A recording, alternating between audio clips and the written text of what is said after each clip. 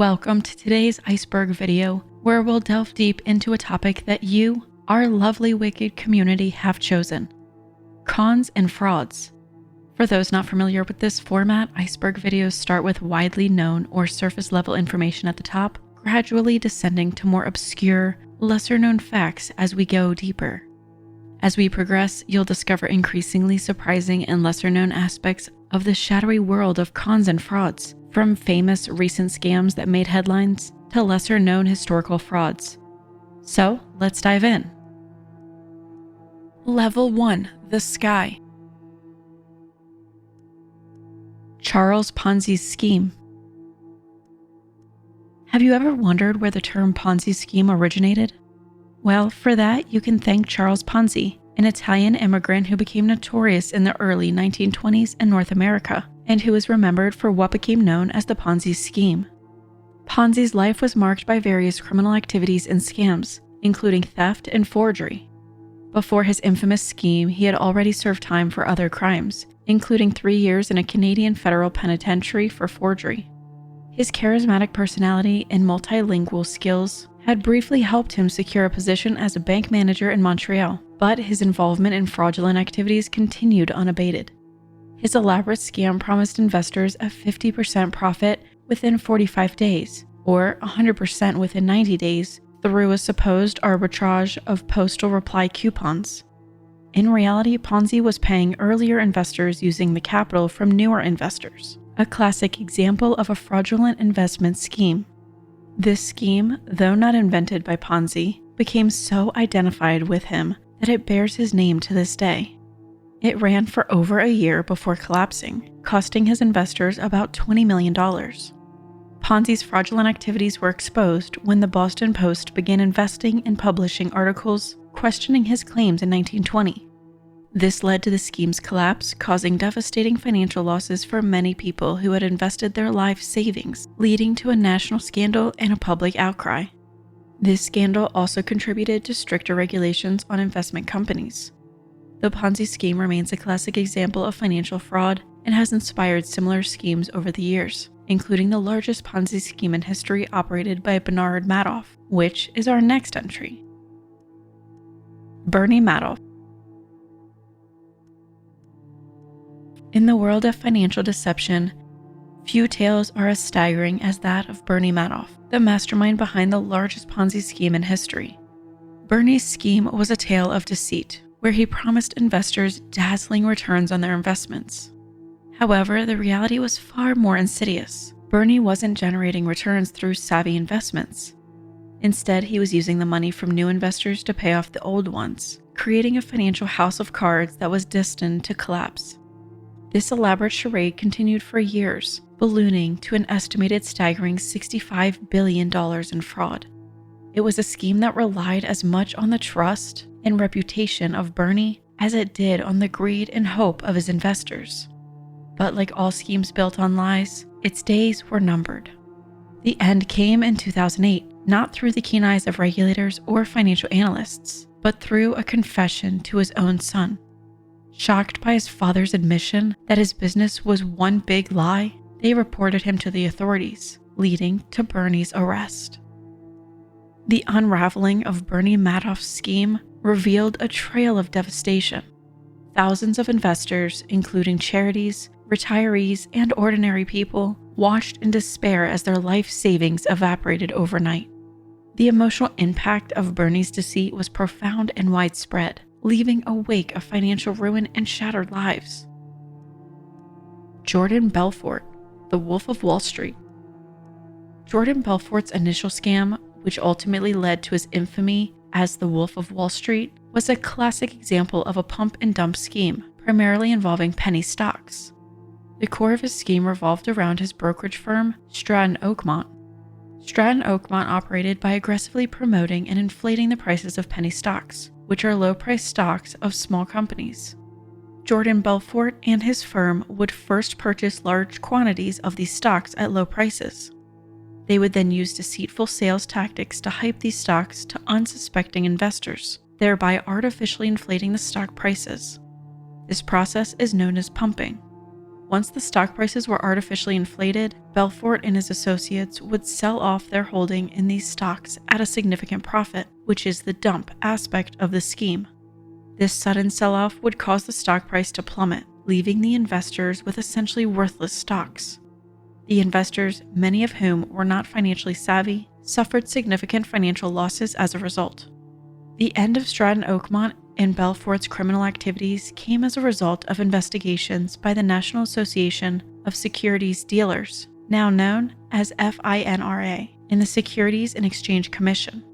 These regulatory bodies had grown increasingly suspicious of the activities of Stratton Oakmont due to the unusual trading patterns and the high number of customer complaints regarding the firm. Belfort's eventual downfall was a result of these investigations, which uncovered the fraudulent nature of his operations. In 1999, Belfort pleaded guilty to securities fraud and money laundering. He was sentenced to prison and required to pay restitution to the victims of his fraud.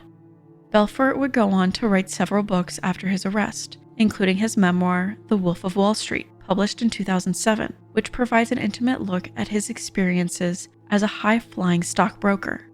This book was later adapted into a successful film, bringing his story to a wider audience. His other notable works include Catching the Wolf of Wall Street, focusing on his life post-arrest, and The Way of the Wolf, where he shares sales strategies and motivational insights. Despite his controversial past, Belfort's current endeavors reflect a narrative of redemption and transformation. Lou Pearlman. Lou Pearlman's story is a dramatic rise and fall in the world of music and finance. Known for managing successful 1990s boy bands like the Backstreet Boys and NSYNC, Pearlman's darker legacy was orchestrating one of the largest and longest-running Ponzi schemes in U.S. history. His criminal activities resulted in more than $300 million in debts, affecting numerous investors. Pearlman's Ponzi scheme involved luring investors, many of whom were retirees, to invest in his corporation, Transcontinental.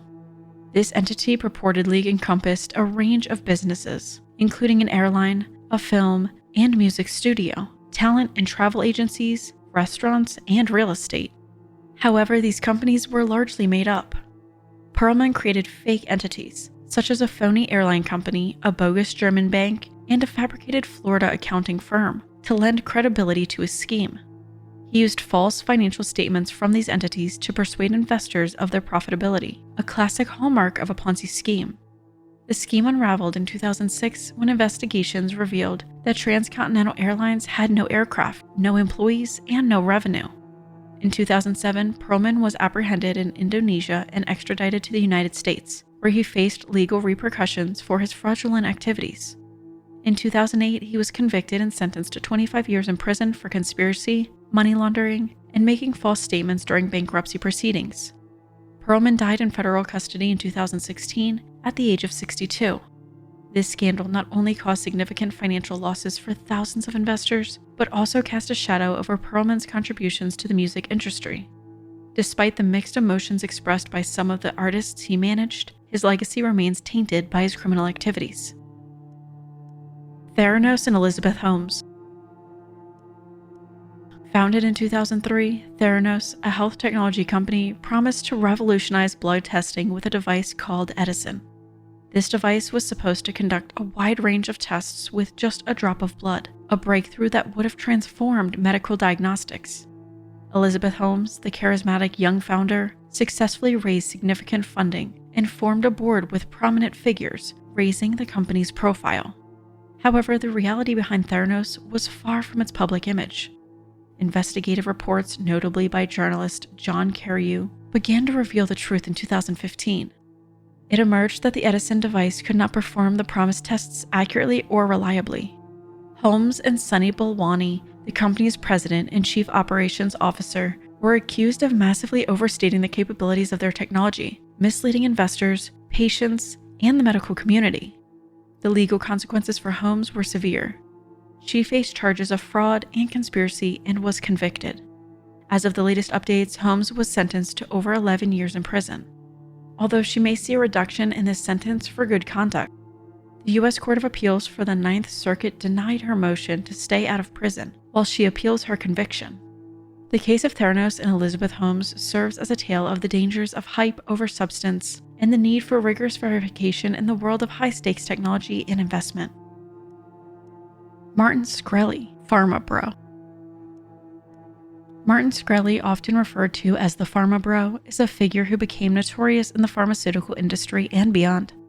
His journey from a hedge fund manager and pharmaceutical executive to a convicted felon is a tale of controversy, legal battles, and public outrage. Shkreli first drew widespread attention and criticism from dramatically increasing the price of Daraprim, a life-saving anti-parasitic drug used in the treatment of toxoplasmosis and cancer, from $13 to $750 overnight. This move sparked a national conversation about drug pricing and corporate greed. In 2017, Shkreli's legal troubles escalated when he was convicted of securities fraud and conspiracy related to his management of 2 hedge funds. He was sentenced to 7 years in prison and faced significant financial penalties, including asset forfeitures, which led to a net worth of 0. His legal troubles continued even after his release from prison. In 2023, Shkreli was again in the spotlight for potentially violating a judge's order, banning him from the pharmaceutical industry by forming a new drug company called Drug-like. This violation could lead to further legal consequences, as he was already prohibited from participating in the pharmaceutical industry due to an antitrust lawsuit by the Federal Trade Commission. Shkreli's story is a tale about the ethics of pharmaceutical pricing and the importance of regulatory oversight in the industry. Fire Festival. In 2017, the world witnessed the spectacular collapse of the Fire Festival, an event that stands as a tale of fraud, failed promises, and the perils of influencer marketing gone wrong. Founded by entrepreneur Billy McFarland and rapper Jill Roll, the Fire Festival was aggressively marketed as a luxury music event set in the idyllic Bahamas. Leveraging the power of social media influencers like Kendall Jenner and Bella Hadid, the festival promised an exclusive, high-end experience, attracting a young, affluent crowd with the allure of white sandy beaches, gourmet food, and top-tier musical performances. However, reality fell disastrously short of these promises. In April 2017, attendees, some of whom paid up to $100,000, were met with a scene of utter chaos. Far from the promised luxury villas and gourmet cuisine, they found themselves stranded with inadequate food, represented infamously by limp cheese sandwiches in styrofoam boxes, and sheltered in disaster relief tents. The festival quickly descended into disarray, marked by severe lack of security, medical services, and basic amenities. The fallout was immediate and widespread. Billy McFarland faced legal repercussions for his role in orchestrating this grand deception. In March 2018, he pleaded guilty to wire fraud, and in October 2018, he was sentenced to 6 years in prison, with a forfeiture of $26 million. The event spurred numerous lawsuits from defrauded ticket buyers, with some seeking class action status and damages exceeding $100 million. The Fire Festival became a symbol of the potential dangers of influencer culture and false advertising, highlighting the gap between online hype and reality. Its story, further explored in documentaries released in 2019, continues to serve as a reminder of the importance of transparency and integrity in promotional practices. BitConnect Ponzi Scheme. Launched in 2016, BitConnect promised investors high returns through a lending and trading platform, leveraging the growing excitement around digital currencies. The platform was marketed as an opportunity to revolutionize the financial industry, boasting a unique trading bot that would generate substantial profits. Investors were lured with the promise of daily returns up to 1%, leading to a rapid surge in BitConnect's popularity and a peak market capitalization of over $2 billion. However, beneath the allure of quick profits lay a fraudulent scheme. BitConnect operated as a classic Ponzi scheme, using the money from new investors to pay earlier ones, creating an illusion of profitability. As skepticism and criticism mounted from experts and industry professionals, regulatory actions began to unfold. In January 2018, the Texas State Securities Board issued an emergency cease and desist order, accusing BitConnect of fraud in selling unregistered securities. The unraveling of BitConnect was swift. On January 16, 2018, it announced the shutdown of its lending and exchange platform, citing bad press and distributed denial of service attacks. The closure sent shockwaves through the cryptocurrency community, with BitConnect coins' value plummeting by over 90% within hours, devastating many investors. The legal aftermath was significant. The founder of BitConnect, Satish Kumbani, was charged with a federal grand jury in San Diego with orchestrating the global Ponzi scheme, misleading investors, and evading U.S. regulations. He was charged with multiple crimes, including wire fraud and money laundering, facing a maximum total penalty of 70 years in prison. Glenn Arcaro, a key figure in the scheme, pleaded guilty in federal court to his role in the conspiracy, involving over $2 billion in fraud.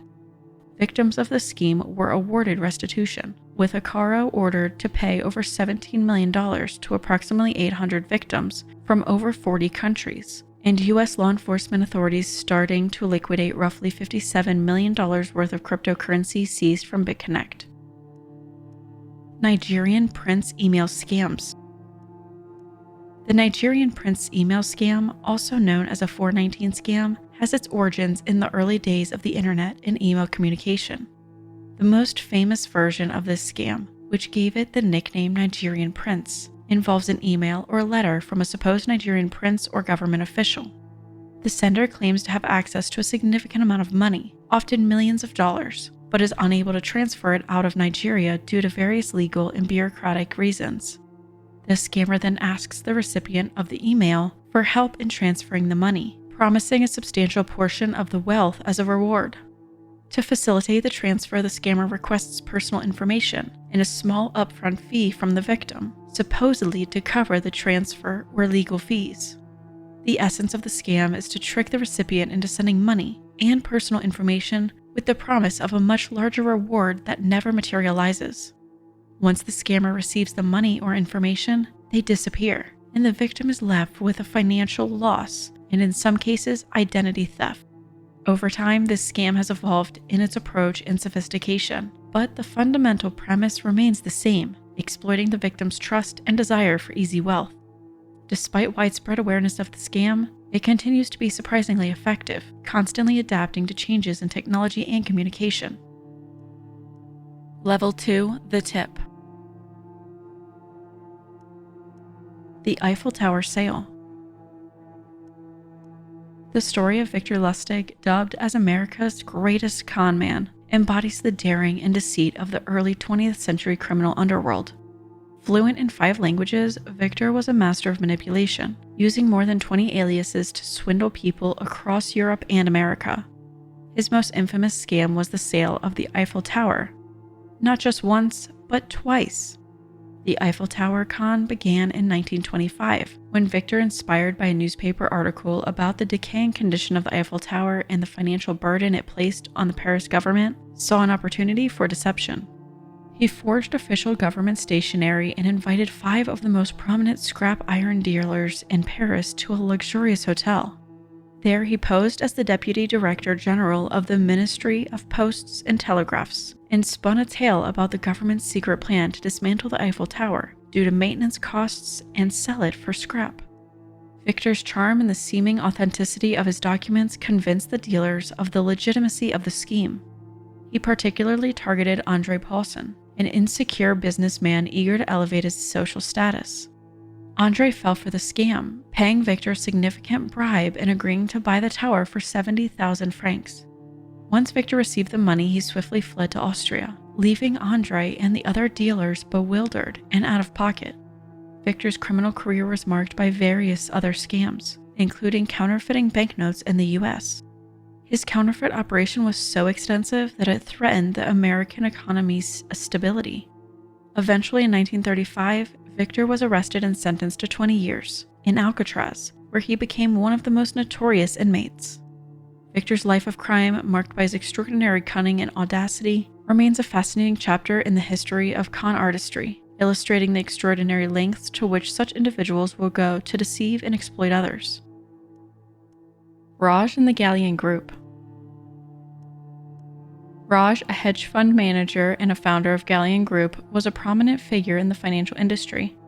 His journey into infamy began on October 16, 2009, when he was arrested by the FBI for insider trading, which subsequently led to the collapse of the Galleon Group. This arrest was just the tip of the iceberg in what would become one of the largest hedge fund insider trading scandals in U.S. history. Raj's crimes involved profiting from confidential information obtained from several high-profile sources, including a senior executive at IBM, a senior executive at McKinsey & Company, an Intel Capital executive, a man who was previously convicted of wire fraud. The case against Raj was bolstered by a staggering amount of wiretap evidence. Over 18,150 wiretapped communications involving 550 different people were recorded over 16 months, providing a window into the extent and complexity of the insider trading network. Raj was eventually found guilty on all 14 counts of conspiracy and securities fraud and sentenced to 11 years in prison, alongside a combined criminal and civil penalty of over $150 million. The fallout from Raj's arrest was immediate and profound. Galleon Group faced a crisis as investors pulled out $1.3 billion, forcing the fund to close. This scandal not only marked a significant event in the history of financial crimes, but also led to a heightened scrutiny and crackdown on illegal practices in the financial industry. Volkswagen emissions scandal. The Volkswagen emissions scandal, also known as the Dieselgate, is a profound story of corporate deception, legal battles, and a shaken trust in the automotive industry. It began unfolding in 2015 when it was revealed that Volkswagen had installed software in diesel vehicles to manipulate emission tests. This software, known as a defeat device, made it appear as though the vehicle met environmental standards, when in reality, they emitted pollutants at levels far exceeding legal limits. Volkswagen's deceit in the emissions scandal was uncovered through a combination of scientific research and regulatory investigations. The initial discovery was made by a group of researchers from West Virginia University. In 2014, they conducted a study to compare emissions from various diesel vehicles during real-world driving conditions against the controlled conditions of emission testing labs. The researchers tested several cars, including models from Volkswagen, and found a significant discrepancy in the emission levels. The Environmental Protection Agency and the California Air Resources Board conducted further investigations and repeatedly questioned Volkswagen about the discrepancies. Initially, Volkswagen denied the allegations, attributing the discrepancies to technical issues or potential malfunctions in the vehicle's testing software. However, as the regulatory pressure increased and the investigations deepened, Volkswagen eventually admitted to having installed the defeat devices in their vehicles. The revelation of this scandal had widespread repercussions. Volkswagen faced numerous legal challenges and significant financial penalties. As of recent updates, the company has paid out more than 32 billion euros, primarily in fines and damages, particularly in the United States. Legal cases are still ongoing, with over 100,000 cases pending in German courts alone. This situation has prompted Volkswagen to undertake substantial restructuring efforts and asset sales to manage the financial fallout. On the emotional front, there was a profound sense of betrayal among consumers who had purchased Volkswagen vehicles, believing they were following the laws. Volkswagen's actions led to a significant loss in the company's market value and forced the resignation of its president amid ongoing investigations into his involvement. This scandal also led to a change in how emissions are regulated and tested, particularly in Europe, where the testing system was less rigorous compared to the US. Bre-X gold mining scandal.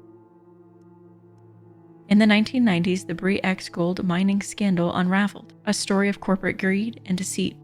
Bre-X Minerals, a seemingly unremarkable Canadian mining firm, captured the world's attention with its claim of discovering an enormous gold deposit in Busong, Indonesia. This claim, bolstered by reports from the independent consulting firm Kilborn Engineering, suggested a staggering 71 million troy ounces of gold, fueling rampant speculation about a potential 200 million troy ounces. Investors intoxicated by visions of untold wealth propelled Bre-X's stock to dizzying heights. However, this gold dream was built on a foundation of lies. The core samples, which supposedly served as proof of the deposit's richness, were later revealed to be tampered, a fraudulent practice known as salting. This revelation sent shockwaves through the financial world, culminating in Bre-X's stock value collapsing, erasing billions in market value. The scandal left investors, many ordinary people, financially devastated. The Bre-X saga remains a tale of the extreme lengths to which corporate deception can go and the profound consequences it can have on unsuspecting investors. Robert Hendy Freegard. Robert Henry Freegard, born in Dronfield, began his deceitful career as a barman and car salesman. He conned his victims, met through social media interactions, into believing he was an undercover agent for MI5 or Scotland Yard. By fabricating threats like IRA assassination plots, he manipulated them into severing ties with family and friends and coerced them into giving him money and performing loyalty tests. His victims, seduced under the pretense of marriage, often continued believing his lies, even cooperating with the police reluctantly. Hendy Freegard's tactics escalated over time. In 1992, he convinced agriculture students he was investigating an IRA cell, leading them on a fabricated farewell tour across England.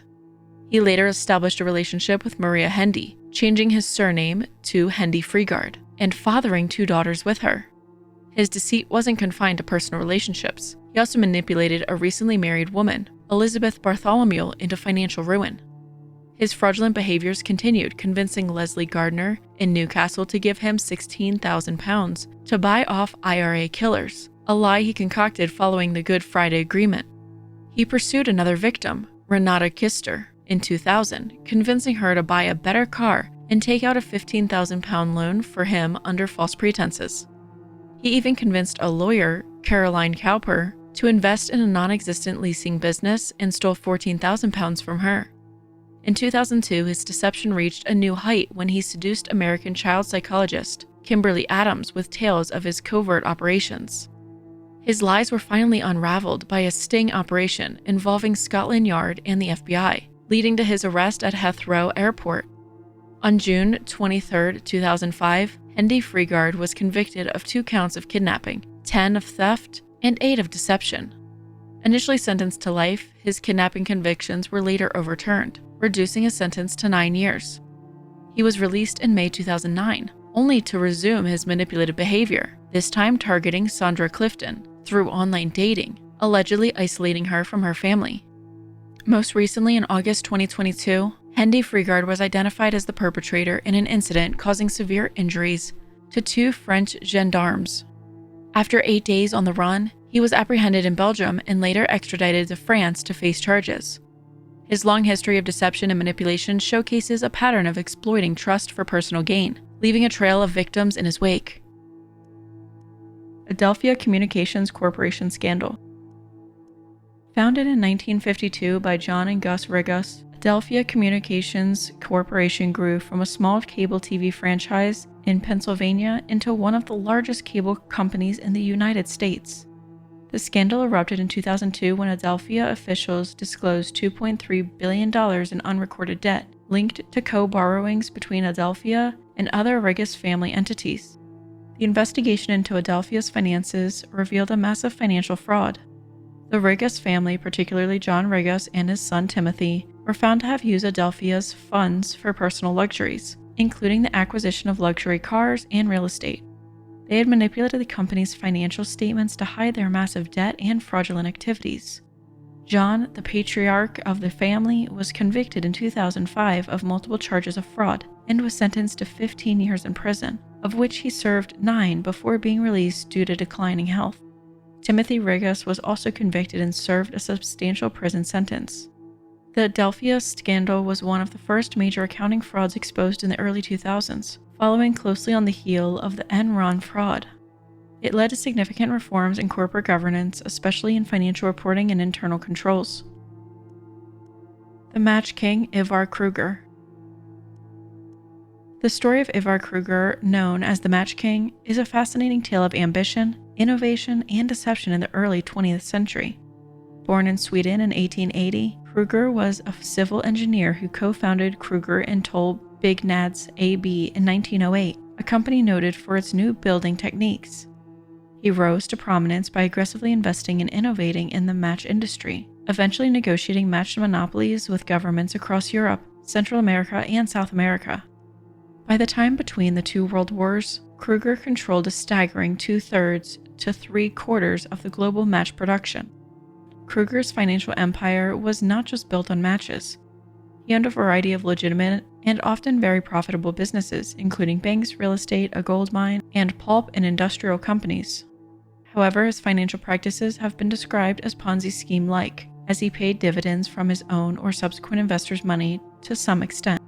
This complexity led some to call him a genius and swindler, and even the Leonardo of larcenists. From 1925 to 1930, during the post-World War I Reconstruction period, Kruger's companies gave loans to governments in exchange for matched monopolies.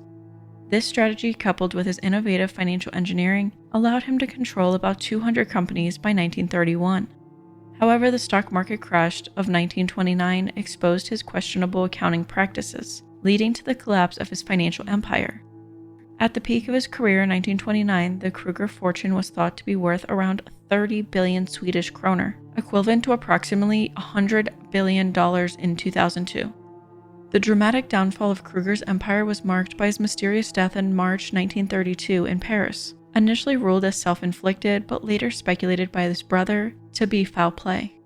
The revelation of the extensive fraud in his empire after his death led to global financial shockwaves and underscored the urgent need for better financial regulation. The Crazy Eddie Fraud. The Crazy Eddie fraud, a notorious case of corporate deception in the 1980s, is a tale of rapid growth, audacious fraud, and dramatic collapse. Founded by Eddie Antar, the Crazy Eddie electronics retail chain was known for its aggressive sales tactics and memorable advertising. However, beneath this facade lay a web of fraudulent practices, including underreporting income, skimming sales taxes, paying employees off the books, over-reporting profits, and inflating inventory.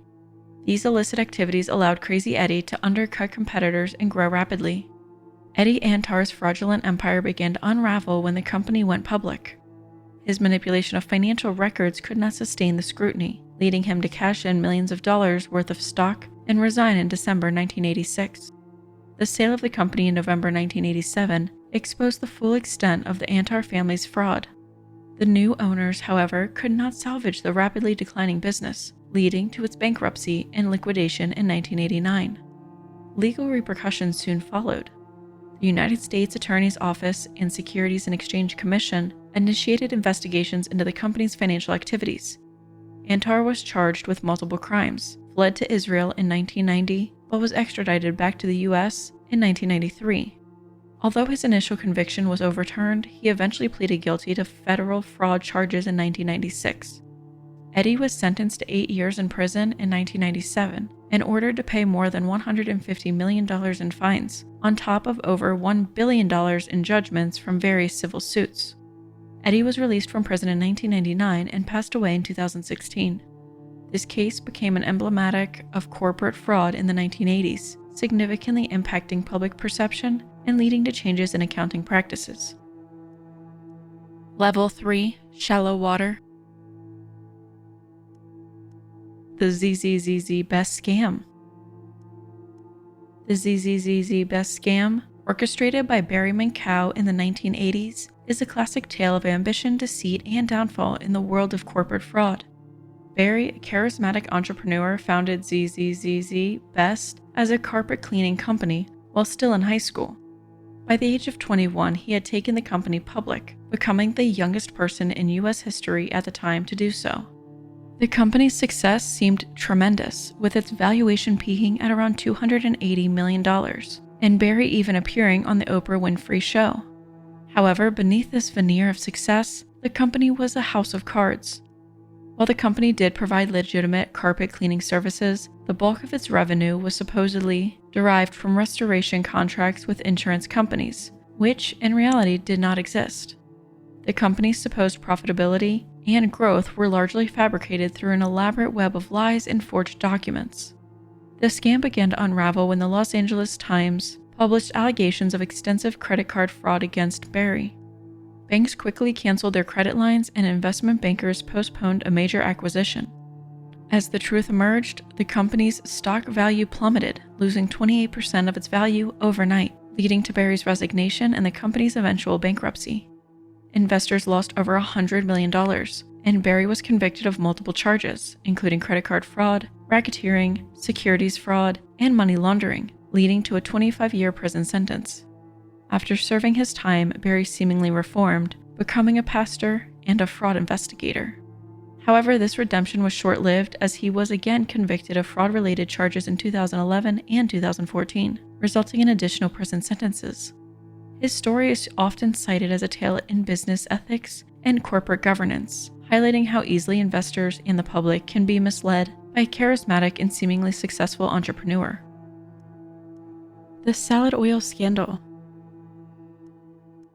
The Salad Oil Scandal of 1963, masterminded by Anthony Tino De Angelis, his company Allied Crude Vegetable Oil, stands as one of the most audacious commodities frauds in American history.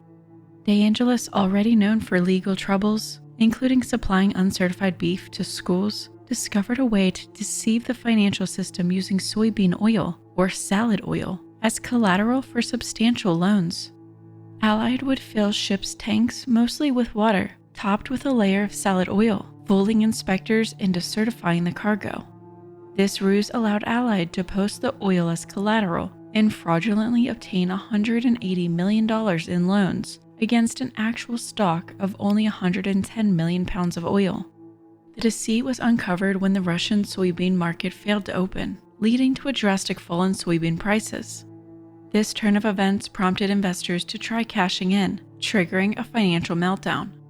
The fallout was catastrophic, with American Express, Bank of America, Bank Leumi, and numerous international trading companies suffering over $180 million in losses, equivalent to $1.72 billion today.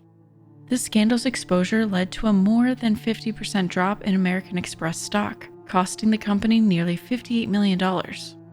De Angelis was eventually convicted of fraud and conspiracy, sentenced to 7 years in prison, and released in 1972. This salad oil scandal not only caused a significant market crash and financial turmoil for major banks and investors, but also served as an example of the vulnerabilities in the financial system, drawing comparisons to later crises like the 2007 to 2008 subprime mortgage crisis. The Bayo Hedge Fund Fraud. Founded in 1996, the Bayo Hedge Fund Group, led by Samuel Israel III, raised $450 million from investors. However, Israel and his firm grossly misappropriated these funds, running a Ponzi scheme. The fund initially attracted investors by promising high returns. However, instead of generating profits through legitimate investment strategies, Israel misappropriated the invested funds for personal use. To maintain the illusion of a successful hedge fund, Bayo Hedge Fund Group created a fake accounting firm to conduct bogus audits, falsifying financial statements to show profits and hide losses. This deception allowed them to continue attracting new investors, whose money was used to pay returns to earlier investors, perpetrating the cycle of fraud. In 2005, the scheme began to unravel as Bayo faced indictment, and in 2006, it filed for bankruptcy. Israel's deception culminated in a 20-year prison sentence in 2008, along with an order to forfeit $300 million for defrauding investors. However, in a drastic twist, Israel attempted to escape justice. He faked taking his own life in June 2008, leaving his car on the Bear Mountain Bridge with a cryptic message, leading police to suspect a ruse. His girlfriend, Deborah Ryan, was later arrested for aiding his escape. Israel's run from the law was short-lived, as he was captured in July 2008 at a campground in Massachusetts. This escapade added 2 more years to his sentence, while Ryan received 3 years probation. Israel's scheduled release date is set for May 10, 2026. The Banco Noroeste Scam. The Banco Noroeste scam, one of the most notorious financial frauds in the 1990s, was a masterful deception that led to the collapse of one of Brazil's established banks. The central figure in this elaborate scheme was Emmanuel Nude, a former director of the Union Bank of Nigeria, who, along with accomplices, executed a fraudulent plot that siphoned $242 million from Banco Noroeste in Brazil. Between 1995 and 1998, Nude impersonated the governor of the Central Bank of Nigeria. He convinced a director of Banco Noroeste to invest in a non-existent new airport in Nigeria, promising a $10 million commission. The fraud was ingeniously crafted, with $191 million paid in cash and the rest as outstanding interest. This scam ranked as the 3rd largest bank fraud in history. The fraud came to light in August 1997 during Banco Noreste's negotiations for a takeover by Spanish bank Banco Santander. An official from the bank raised questions about a large sum of money, equating to 2/5 of the Noreste's total value and half of its capital, sitting unmonitored in the Cayman Islands. This injury led to criminal investigations across Brazil, Britain, Nigeria, Switzerland, and the US. The owners of Banco Noreste were forced to pay the $242 million bill to ensure the sale of Santander, but the bank ultimately collapsed in 2001. Nude was later arrested and charged with fraud, culminating in a high-profile trial and conviction. The hoax of Howard Hughes' autobiography. In the early 1970s, Clifford Irving, a published novelist and investigative reporter, and his friend Richard Susskind concocted an audacious scheme to write what they claimed was the authorized autobiography of Howard Hughes, the reclusive billionaire. Their plan hinged on the belief that Hughes, having withdrawn from the public life, would not emerge to denounce the book. Irving and his accomplices forged Hughes's signature on contracts and created letters in Hughes's handwriting to convince his publisher. His publisher, McGraw-Hill, lured by the promise of a sensational book, advanced Irving $765,000. The plot seemed to be working, with even writing experts from Osborne Associates authenticating the fake letters, and Life magazine paying to publish excerpts of the book. However, the scam unraveled dramatically. On January 7, 1972, Hughes himself broke his reclusion to denounce Irving via a telephone conference with journalists, claiming he had never met Irving. This direct refutation from Hughes, coupled with the lawsuit filed by Hughes's lawyer and the Swiss authorities' investigation into the bank account where the money was deposited, exposed the fraud. Clifford Irving and his associates confessed to the hoax on January 28, 1972. Irving served 17 months in prison and returned the advance he had received from McGraw-Hill. His wife, Edith, who had been instrumental in depositing the funds under the alias Helga R. Hughes, also served prison sentences in both the US and Switzerland. The Miniscribe Corporation fraud. In the 1980s, Miniscribe, a once prominent disk drive manufacturer, orchestrated a complex fraud that rocked the technology industry. The deceit began to unravel in 1987, with internal inventory checks revealing a shortfall of between $2 and $4 million. Instead of addressing the discrepancies, Miniscribe's management resorted to deception, inflating inventory counts, and even breaking into accountants' lockboxes to alter records. The fraud escalated to outlandish lengths, including renting a warehouse to pack 26,000 bricks into hard drive boxes, shipping them to bolster inventory counts, and then recalling them as defective units. This elaborate scheme was part of a larger pattern of fraudulent activity dating back to 1985, when QT Wiles took over as chief executive.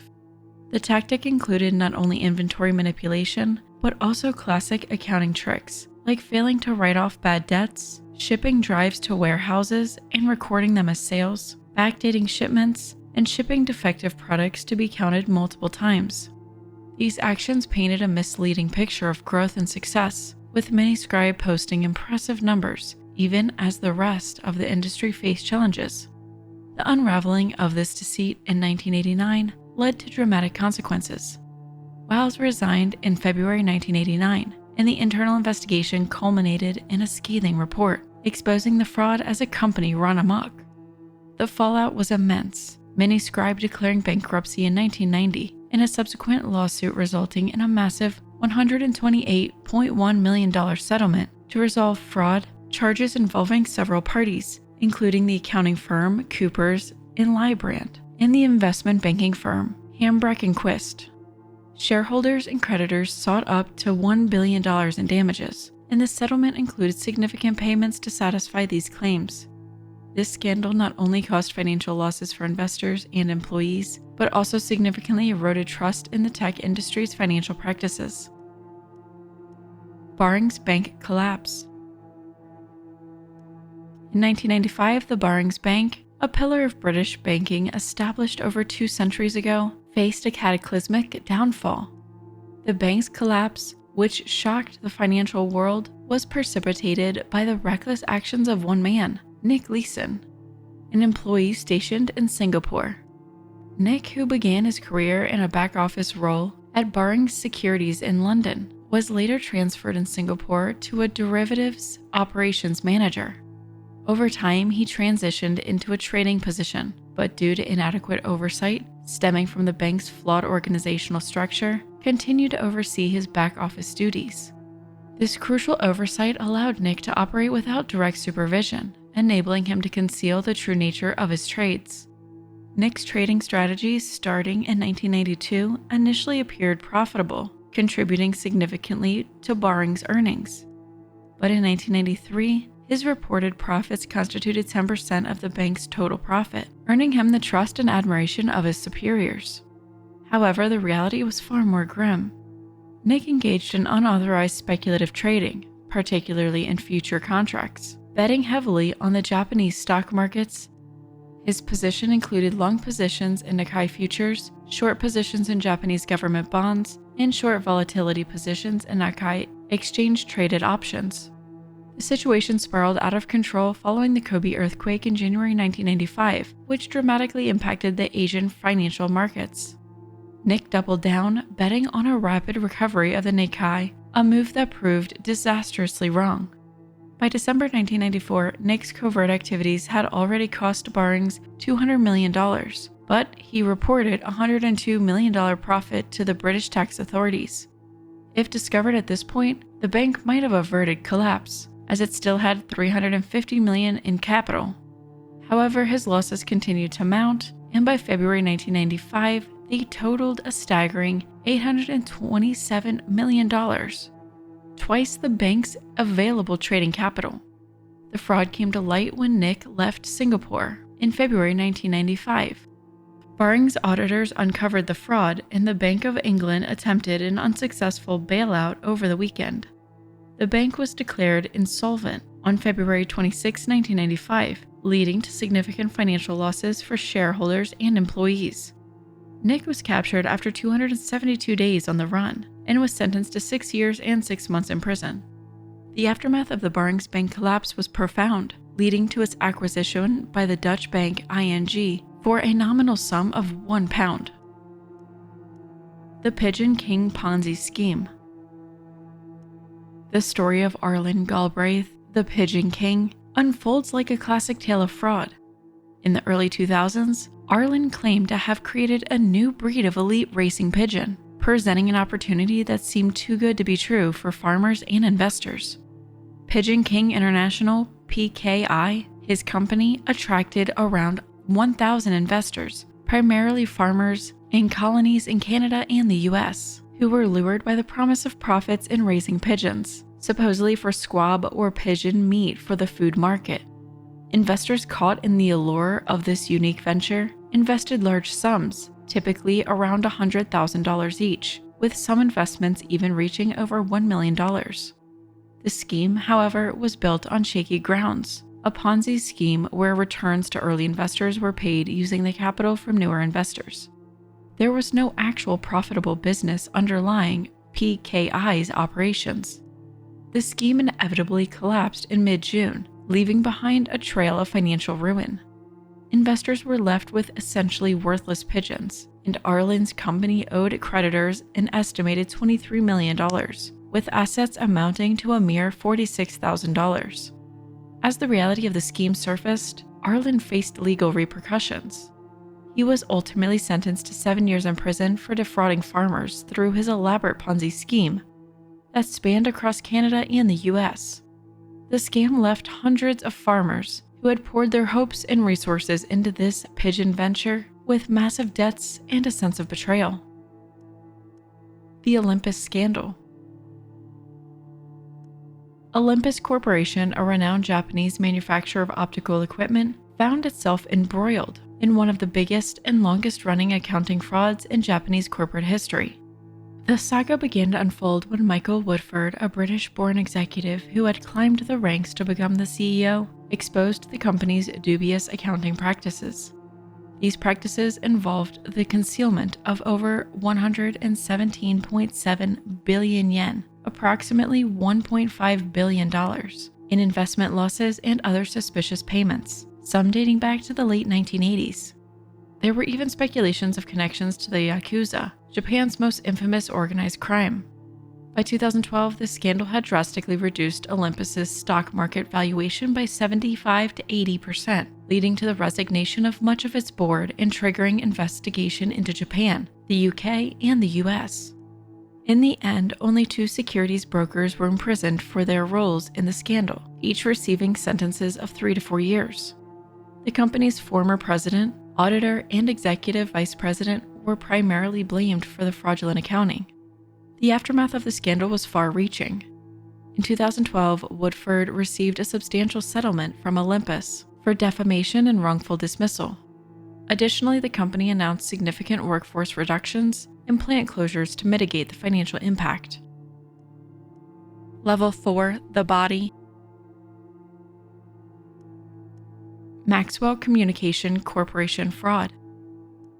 The Maxwell Communication Corporation scandal, centered around the British media mogul Robert Maxwell, is a notable example of corporate fraud. The company, originally established in 1964, evolved into a significant British media business. It was listed on the London Stock Exchange and was a consultant of the FTSE 100 index. However, it faced its downfall in 1991. Maxwell's acquisition and restructuring of the company played a pivotal role in the scandal.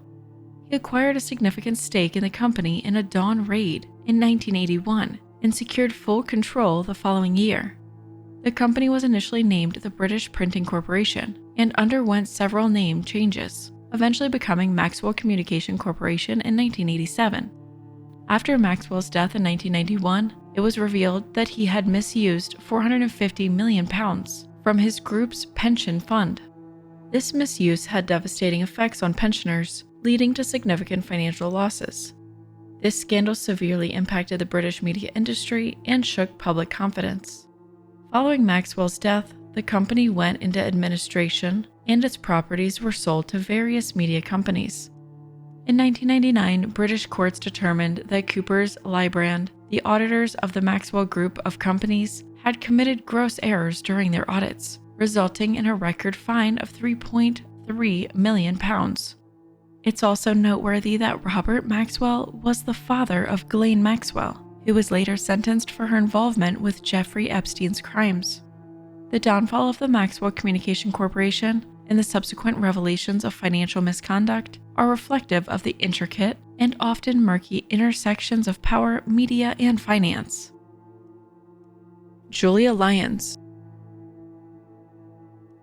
During the devastating flu pandemic of 1918, Julia Lyons, a 23-year-old woman, exploited the crisis in Chicago by exposing a visiting nurse, a role for which she had no actual qualifications.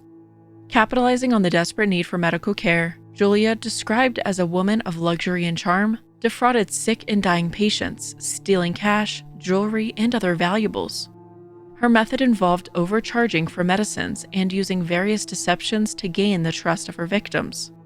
She sold fraudulent oxygen prescriptions, which she claimed cost $63 but was actually only $5. She also stole valuables like rings, suits, and shoes. In one instance, she collaborated with a doctor known for illegal activities to swindle a family out of $25 for a worthless prescription. Her cunning and manipulative method allowed her to extract money and valuables from the sick and their families, capitalizing on their vulnerability and the high demand for medical care during the pandemic. Despite their suspicions, many were taken in by their convincing act. Julia's fraudulent activities came under scrutiny when her victims, including an elderly man, began to voice their concerns. The police investigation revealed her connection to a known haven for thieves, leading to her arrest. On her way to marry a man she had known for only 10 days, Julia was apprehended by the police. Despite being charged with larceny, running a confidence game, and obtaining money under false pretenses, Julia managed to escape from custody with the suspected help of Deputy Sheriff John Hickey. However, her freedom was short-lived, as she was soon apprehended again. This time, she faced additional charges of bigamy for marrying a younger soldier while already married. During her trial for larceny, Julia fainted in court and claimed to have been coerced into crime. But the jury found her guilty, and she was sentenced to 1 to 10 years in prison. Garrison Kenneth Courtney.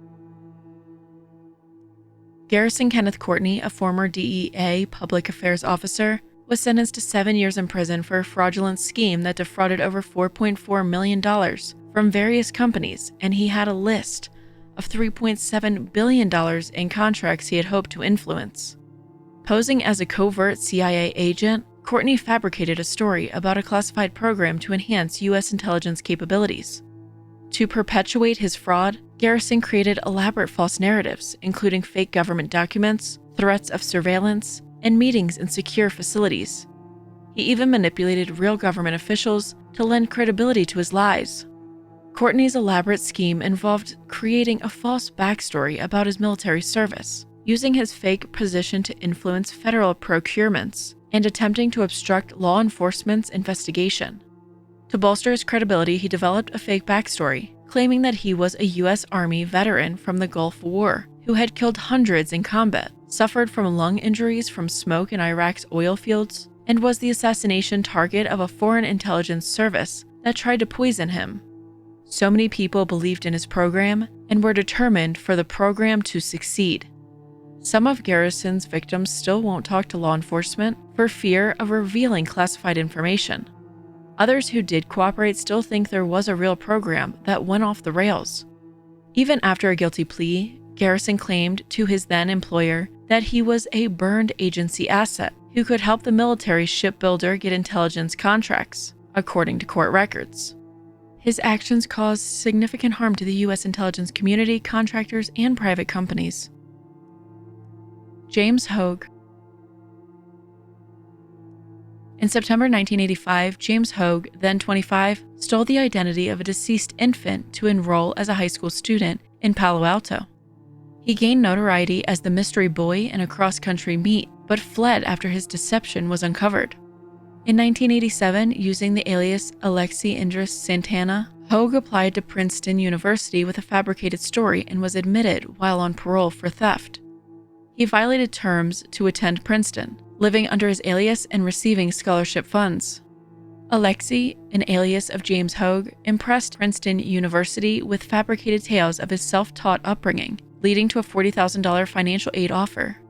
He deferred his admission, falsely citing his mother's illness, while serving time for possessing stolen goods. At Princeton, Hogue excelled academically and athletically, but was exposed at a track meet and arrested. His true identity was exposed in 1991, leading to his arrest and sentencing for theft and forgery.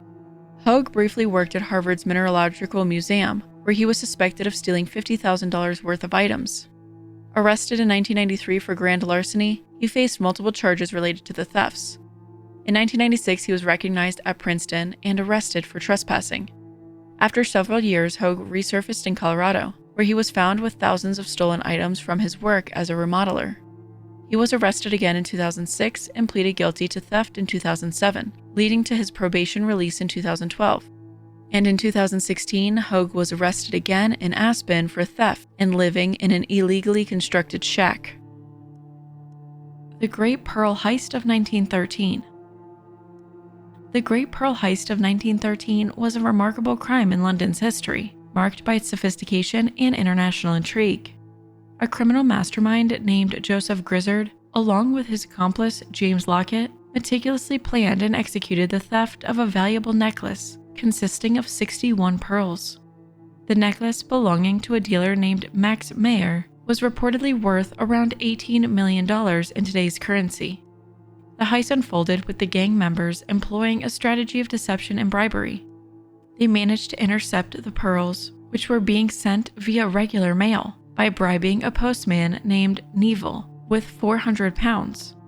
In a clever ruse, they replaced the pearls in the parcel with sugar lumps, wrapped it in similar packaging, and ensured its delivery to Mayer, keeping the original pearls for themselves. The discovery of the theft led to an immediate investigation by Scotland Yard, involving Chief Inspector Alfred Ward and other notable detectives. The investigators' relentless pursuit eventually led to the apprehension of the gang across multiple countries. Grizzard, known for his composed demeanor and past criminal exploits, was a central figure in this operation.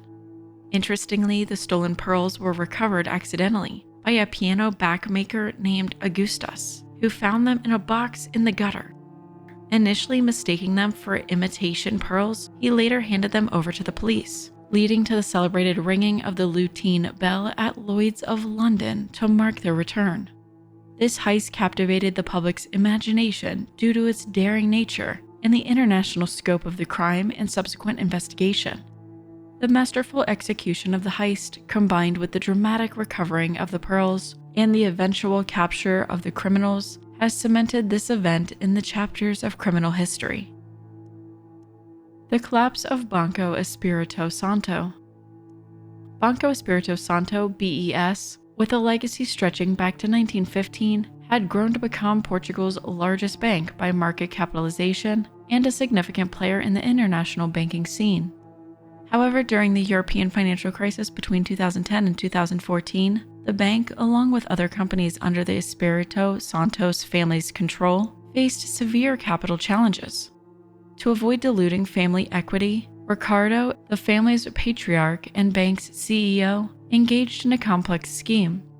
This involved the bank raising short-term commercial paper with high interest rates and selling them to third-party partially owned by the Santo family. These third parties in turn sold that paper back to the bank's retail clients as safe investments, resembling Portuguese deposits. The scheme unraveled in 2014 when the bank reported a record loss of 3.6 billion euros for the first half of the year, leading to 89% fall in its shares. The bank's problems were further compounded by its involvement in opaque bond issuances through a holding company in Panama and another family-linked firm, which eventually led to a situation where the bank might have had to compensate clients if the holding company defaulted on the bonds. In an attempt to salvage the situation, the bank announced a €1 billion capital increase, but the true extent of its troubles, including its deep entanglement with its founding family, soon became apparent, causing panic among investors. Portuguese government and central bank officials, refusing to use public funds to resolve what they saw as private sector mismanagement, ordered a management overhaul at BES. This led to the eventual filing for creditors' protection of Espírito Santo International in Luxembourg, followed by most of the other family firms. In a move to contain the fallout, the Portuguese state intervened, forming a new bank, Novo Banco, from the healthy parts of BES, effectively rescuing the bank's core operations. The collapse of BES was not just a financial catastrophe, but also a significant emotional event. It eroded public confidence in the European banking sector and highlighted the risks associated with familial control and lack of transparency in large financial institutions. Salgado, through attempting to defend his and his family's honor, faced significant criticism and legal scrutiny for his role in the bank's downfall. The McKesson and Robbins Scandal. The McKesson and Robbins scandal of 1938 stands as a dramatic chapter in the story of corporate America, a story of deceit and discovery that reshaped the landscape of financial auditing. The saga centers around Philip Musica, who under the alias F. Donald Coster, took control of McKesson and Robbins, a pharmaceutical company, in 1925. Musica was a man with a checkered past, having previously used Philadelphia Pharmaceutical Manufacturing Company as a front for bootlegging operations. He employed his brothers, also under false identities, to fabricate sales documents and funnel money to a fictitious distribution company they controlled. The plot unraveled when Julian Thompson, the company's treasurer, detected anomalies, uncovering that approximately $20 million, equivalent to about $335 million today, of the company's reported $87 million in assets were non-existent. This revelation led to an investigation by the Securities and Exchange Commission, culminating in Musica's arrest. The twist in the tale came when authorities discovered that the man they knew as Coster was in fact Musica. Before he could be rearrested, Musica, his true identity now exposed, took his own life. The impact of this scandal was profound and far-reaching. It prompted significant reform in corporate governance and auditing standards. The SEC instituted new requirements for public companies, including the establishment of audit committees composed of external directors and mandating shareholders' approval for the appointment of auditors. The scam of the South Sea Bubble. The South Sea Bubble, often referred to as the world's first major financial crash and likened to a Ponzi scheme, was a monumental stock market fraud that unfolded in early 18th century Britain. This centered around the South Sea Company, an enterprise founded in 1711, originally to consolidate and reduce Britain's national debt and to enhance trade in the Americas, particularly in the lucrative arena of the slave trade. The company's fortunes were initially tied to the outcome of the War of the Spanish Succession and the ensuing Treaty of Utrecht in 1713. The treaty, however, was less favorable than anticipated, imposing significant limitations and taxes on Britain's trade, including the importation of slaves. Despite these setbacks, the company's stock sold well, buoyed by a guaranteed interest of 6%, and gained further confidence when King George became the governor of the company in 1718. The real turmoil began in 1720 with the South Sea Company's audacious proposal, accepted by the Parliament, to take over the national debt. The company's stock became the centerpiece of a speculative frenzy, inflating its value far beyond reasonable expectations of trade profits. From a modest 128.5 in January, the stock soared to over 1,000 in August. But the entire scheme was built on shaky grounds. The trade with South America was not nearly profitable enough to justify such stock valuations, and the company was essentially trading in its own stock, creating a bubble of unreal proportions. The bubble burst in September 1720, leading to a catastrophic crash.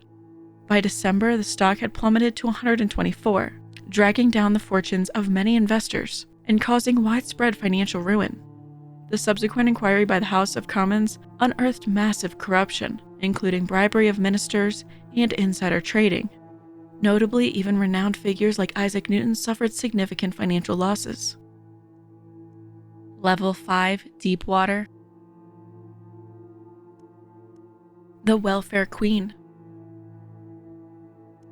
In the 1970s, Linda Taylor, often referred to as the Welfare Queen, became infamous for her role in a significant welfare fraud case in the U.S.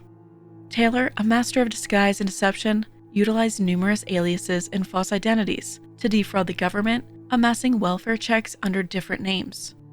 Her arrest in 1974 was triggered by an investigation into a robbery claim she filed, where detectives discovered multiple welfare checks in her apartment, leading to suspicions of welfare fraud.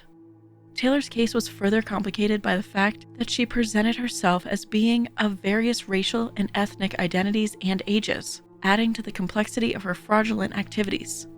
She used as many as 80 different names, also with false identification documents, and posing as various professionals, including a nurse, doctor, and spiritual advisor. The media and the Illinois state legislature extensively covered her case, highlighting it as an example of rampant welfare fraud. In the court of public opinion, Taylor's case was significantly influenced by then-presidential candidate Ronald Reagan, who used her story to illustrate what he viewed as a broken welfare system. Reagan's anecdotes about Taylor's fraudulent activities, which he often exaggerated, became a staple of his campaign rhetoric. Despite the hyperbole, Taylor's fraudulent activities were real, although the amounts involved were often inflated in public discourse. Taylor was eventually convicted in 1977 for welfare fraud and perjury. Although the initial charges involving 80 aliases and over $100,000 in fraudulently obtained funds had been reduced considerably by the time of her trial. She was sentenced to imprisonment for a period ranging from 2 years to 6 years for welfare fraud and an additional year for perjury. After her release from prison, Taylor's life continued with further incidents and controversies until her death in 2002. The Albanian Lottery Uprising. The Albanian Lottery Uprising of 1997, a profound and tragic event in Albania's history, unfolded as a consequence of widespread investment in pyramid schemes following the fall of communism in 1991. In a nation transitioning to a market economy, these schemes promised quick wealth, but were primarily fronts for money laundering and arms trafficking. By January 1997, when these schemes collapsed, nearly 2/3 of Albanians' populations had invested, losing a total of approximately $1.2 billion. The average monthly income in the country was about $80.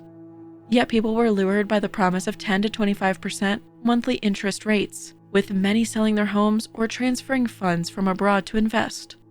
The crisis triggered a massive uprising. In February 1997, thousands of Albanians took to the streets, demanding government reimbursement, believing the government profited from these schemes. The situation escalated rapidly. On March 1st, the Prime Minister resigned, and the next day, the President declared a state of emergency. Despite a change in government, the unrest spread, particularly in South Albania, which fell under rebel and criminal control. Major population centers were engulfed in protests by March 13th, prompting foreign countries to evacuate their citizens through operations conducted by Germany, the US, and Greece. The United Nations Security Council, fearing the unrest spread, authorized 7,000 troops to restore order. Operation Alba, a multinational peacekeeping force, was launched in mid-April and succeeded in reinstating the rule of law by late July.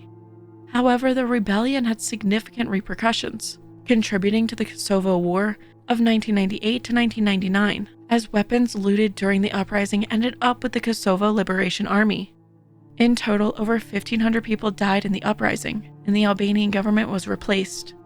The event is remembered for its intensity and the extreme saturation of pyramid schemes in a society, making a unique point in economic and political history. The Society of St. Vincent de Paul embezzlement. The Society of St. Vincent de Paul, a respected charitable organization, faced a significant embezzlement scandal that impacted its reputation and operations. In one notable case, Nancy O'Donnell, as the treasurer for the St. Johnson Conference, was responsible for financial record keeping, including receiving and documenting donations, and depositing funds into the Society's bank account. O'Donnell opened a sham checking account in the name of the St. Joseph Conference, using her personal residence as the business address for the account, unbeknownst to the Society's board of directors. She deposited donations meant for the Society into this unauthorized account, or her personal account, writing checks to herself or to cash from these accounts. To conceal her actions, O'Donnell only included information from the authorized account in her treasurer's report and had all correspondence for the sham account sent to her home address. Similarly, in the case involving Donna LaRue, she was accused of stealing over $500,000 from the Society. It was reported that LaRue utilized signed checks for personal expenses, such as rent. Some board members of the Society had signed blank checks for use in case a donation was needed over the weekend, and LaRue was supposed to deliver these checks to the church. However, she used these pre-signed checks for her own purposes. Both cases illustrate a breach of trust where individuals exploited their position of financial control within the charity to divert funds for personal use. The Versailles Wedding Hall disaster. The Versailles Wedding Hall disaster in 2001 was a catastrophic event that exposed critical flaws in construction practices and building regulations in Israel. On the evening of May 24, 2001, during the joyous occasion of Corinne and Asaf's wedding in Jerusalem, tragedy struck when a large portion of the third floor collapsed. This disaster, captured on video and broadcast worldwide, resulted in the deaths of 23 people and injuries to 380 others, including the bride, who sustained serious injuries. The primary cause was identified as the use of the pal-cal construction method, invented by Eli Ron. This method involved using metal plates and thin layers of cement for the floors, a technique that was later banned due to safety concerns. The disaster was precipitated by the removal of partitions that had been installed to correct sagging floors.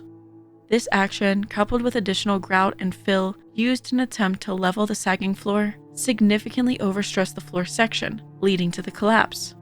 The aftermath of the disaster led to significant legal and societal consequences. Eli Ron, 3 engineers, and the 3 owners of the hall were found guilty of causing death by negligence and sabotage by negligence. In 2004, the hall owners received prison sentences, and in 2007, Ron and the engineers involved were also sentenced to prison. This event spurred a national outcry over corner cutting by contractors and lax enforcement of building codes, highlighting the risks posed by poor construction practices in an earthquake-prone country. As a result, the Israeli government established a Versailles Law, creating a special committee for the injured and an investigation committee to probe the disaster and similar incidents. This law marked a significant step towards addressing the safety of buildings and places designed for public use in Israel. The site of the wedding hall was demolished and remains unoccupied, with a memorial garden across the street commemorating the victims. The John Spano Islanders ownership scam. The John Spano Islanders ownership scam is a tale of deception in the world of professional sports. Spano, posing as a wealthy businessman, attempted to purchase the New York Islanders hockey team in 1996. His scheme began to unravel when he failed to meet payment obligations, revealing a complex web of lies and financial manipulations. Spano had grossly misrepresented his financial status, claiming to be worth millions when in reality he was worth only $5 million. His company, the Bison Group, had merely 22 employees and assets totaling $3 million. Further investigations exposed numerous fabrications in his resume, including false claims about his education and non-existent inherited wealth. The NHL's Board of Governors, initially duped, soon became suspicious. Spano's repeated failure to make substantial payments, including instances where he wired significantly less than the agreed amounts and his checks bounced, raised red flags. Under pressure, Spano was forced to step back from the day-to-day control of the Islanders. The scandal was brought to light by a Newsday's investigation, which unveiled Spano's actual financial situation. The revelation led to legal action, with Spano facing multiple counts of bank fraud, wire fraud, and forgery. His fraudulent activities included falsifying bank documents and misrepresenting his assets to secure loans. Spano's deceit not only affected the Islanders, but also involved other unrelated fraudulent activities, including a scheme involving a South American cookware maker and misleading a Dallas law firm. Spano's legal troubles culminated in multiple convictions and prison sentences. He was ordered to pay millions in restitution to his victims, including the Islanders and other businesses he defrauded. His arrest and incarceration marked a significant downfall from his brief stint as a would-be sports mogul. The Bremer-Vulcan shipyard embezzlement. The Bremer-Vulcan shipyard embezzlement scandal in the 1990s is a notable case of corporate fraud in Germany. Bremer-Vulcan, a major German shipbuilding company, expanded its operations by acquiring several shipyards in East Germany following the country's reunification. However, instead of investing in the redevelopment of these acquired shipyards, executives at Bremer-Vulcan misdirected a significant portion of government funds and European Union subsidies. This misappropriation involved the diversion of the majority of approximately 854 million German marks, equivalent to about $435 million US. These subsidies and government funds were to support operations in Bremen, leaving the eastern shipyards lacking the promised financial support. The financial irregularities included deceptive and financial reporting and misrepresentation of the company's health. The scheme was uncovered following the bankruptcy of Bremen-Vulcan in 1996. Frederick Hennemann, the former chairman, was arrested as part of the investigation into the whereabouts of a roughly 716 million German marks. These funds had been missing. Police raids on company offices and the homes of managers led to the discovery of incriminating evidence and undisclosed assets. The collapse of Bremer-Vulcan had a devastating effect on the local economy, particularly in Bremen. The bankruptcy put approximately 23,000 jobs at risk and significantly increased the unemployment rate in the region. In a twist of fate, some of the East German shipyards that had been deprived of investments by Bremer-Vulcan started to fare better following the company's dissolution. The Bremer-Vulcan scandal remains a poignant example of consequences of corporate mismanagement and fraud. The horse meat scandal in Europe. In 2013, Europe was gripped by a scandal that shook the core of its food industry. The incident began to unravel on January 15th, when the Food Safety Authority of Ireland advised major retailers including Tesco, Dune Stores, Aldi, Lidl, and Iceland of their alarming findings. Certain products advertised as containing beef were in fact made with horse meat. This revelation was just the tip of the iceberg in what would become a continent-wide scandal, including numerous food companies and retailers.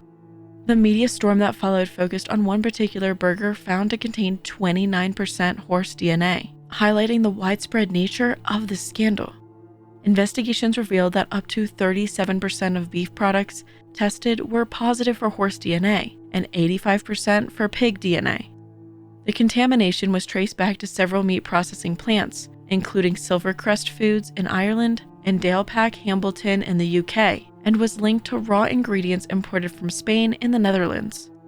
In the UK, a report by the House of Commons Select Committee on Environment, Food and Rural Affairs pointed to fraud and criminal activity across the EU as the root cause of the scandal. A subsequent report by Professor Chris Elliott emphasized the need for prioritizing food safety and crime prevention in the industry. The financial impact of the scandal was significant, with a dramatic drop in sales of frozen hamburgers and ready meals. Consumer confidence in meat products plummeted, and the scandal led to increased pressure on meat companies for greater transparency in labeling. It also brought to light the complexities and opacities of the meat supply chain in Europe, and underscoring the potential for food fraud and the critical need for stringent oversight. Level 6, the bottom. The Zhang Li Yigong drug money laundering case. The Zhang Li Yigong drug money laundering case, an intricate case intertwining international drug trafficking, high-stakes gambling, and legal drama, is a story of ambition, deceit, and the far-reaching arms of global crime networks. Zhang Li Yigong, a Chinese-Mexican businessman, emerged as a criminal figure in this saga, which began unfolding dramatically in March 2007, when Mexican authorities raided his luxurious Mexico City mansion. This operation, known as Operation Dragon, led to the largest cash seizure in Latin American history, uncovering $206 million hidden within the walls of his residence. The discovery was more than a financial blow to drug trafficking. It was a revelation of the depth and reach of global criminal networks. Yigong's involvement in this complex web was not limited to hoarding massive amounts of cash. He was intricately connected to the Sinaloa cartel, one of the most powerful drug trafficking organizations in the world. His role went beyond that of a mere facilitator. He was a key player in the methamphetamine trade, utilizing his business acumen and international connections to bolster the cartel's operations. His pharmaceutical companies in Mexico were not only legitimate enterprises, but also fronts for the massive production of methamphetamines, feeding the cartel's expanding empire. Arrested in 2007 in the US, Yigong faced a plethora of legal battles. Initially, he was tried in the US for conspiring to manufacture methamphetamines. However, in a turn of events that underscores the complexities of international law, the US Department of Justice dismissed its case against him in 2009, citing a lack of evidence and witness unreliability. Despite this, Yigong remained in custody, fighting extradition to Mexico, where separate charges of drug trafficking, money laundering, and illegal arms possession awaited him. Throughout his legal ordeals, Yigong maintained his innocence, alleging political persecution and framing by Mexican authorities. His defense hinged on challenging the credibility of the Mexican prosecutors and the validity of the evidence against him. These claims gained some traction when key Mexican prosecutor responsible for the charges against him either resigned or faced criminal charges themselves, muddying the waters of justice. After years of legal wrangling, Yigong was extradited to Mexico in October 2016. As of now, he continues to await trial with no conclusive sentence handed down yet. The Homestake Oil Scandal. The Homestake Production Company scandal, which came to light in the 1970s, was a massive Ponzi scheme disguised as an oil and gas investment opportunity. Founded by attorney Robert S. Trippett in 1955 in Tulsa, Oklahoma, the company initially aimed to develop oil and gas properties, but little to no actual development took place. Instead, the scheme involved painting farmers' water irrigation pipes and presenting them as oil pipelines to deceive investors. The company issued fraudulent financial statements to investors and the Securities and Exchange Commission, and the so-called profits paid to older investors were actually sourced from funds provided by new investors. This fraudulent operation attracted over 2,000 investors, including prominent figures from the entertainment, business, and political worlds. Notable investors affected by the scheme included Andy Williams, who was the largest investor with $538,000, equivalent to about $3.4 million now. The Wall Street Journal broke the story in June 1974, describing it as potentially the biggest swindle of its kind in history. In the aftermath, the company filed for bankruptcy in September 1973. By December 1974, 13 officers and associates of Home Stake were charged with conspiracy, mail fraud, and stock fraud. In 1976, Trippett and 2 other top officials pleaded no contest, spending 1 night in jail and receiving probation, with Trippett also being fined $19,000. The legal battles dragged on for years, with initial lawsuits filed in 1973 and eventually settling in 1996. The Home Stake scandal is remembered as one of the largest Ponzi schemes of its time, highlighting the vulnerabilities in investment and the importance of due diligence in financial endeavors. The Kakui Tanaka Lockheed bribery scandal. The Kakui Tanaka Lockheed bribery scandal, which came to light in the 1970s, stands as one of the most significant political scandals in Japan's history. Kakui Tanaka, who served as Prime Minister of Japan, was implicated in a vast corruption of schemes involving the American aerospace company Lockheed Martin. The scandal unfolded when Lockheed's vice chairman revealed to a U.S. Senate subcommittee that the company had paid approximately $3 million in bribes to the office of Prime Minister Tanaka to secure sales of Lockheed aircraft. This revelation was part of a broader investigation into the practices of Lockheed and other U.S. aerospace companies that had allegedly paid bribes to foreign officials to facilitate sales of their aircraft. The bribes to Tanaka were part of a strategy to influence the purchase of Lockheed L-1011 TriStar aircraft by All Nippon Airways (ANA), overriding a potential deal with McDonnell Douglas for their DC-10 model. These events were a piece of a larger puzzle involving various high-ranking members of Japanese political, business, and underworld circles. The involvement of Yoshia Kodama, an underworld figure, as a consultant for Lockheed, further complicated the scandal. The impact of the scandal was immense. In 1976, following the exposure of the scandal, Tanaka was arrested. Although he was found guilty by a Tokyo court in 1983 for violation of foreign exchange control laws, he was not convicted on bribery charges. Tanaka was sentenced to 4 years in prison, but remained free on appeal until his death in 1993. The scandal had far-reaching consequences beyond Tanaka's arrest. The public was dismayed by the events, yet there was also a sense of pride in the effectiveness of the democratic process that uncovered the bribery. The scandal also had international ramifications, playing a part in the formulation of the U.S. Foreign Corrupt Practices Act, which made it illegal for American entities to bribe foreign government officials. This law, signed by President Jimmy Carter in 1977, was a direct response to the Lockheed scandal and similar cases involving U.S. corporations abroad. The Foundation for New Era Philanthropy scam. The Foundation for New Era Philanthropy, founded in 1989 by John Bennett, was an elaborate Ponzi scheme that preyed on philanthropic organizations by promising to double their investments through anonymous donors.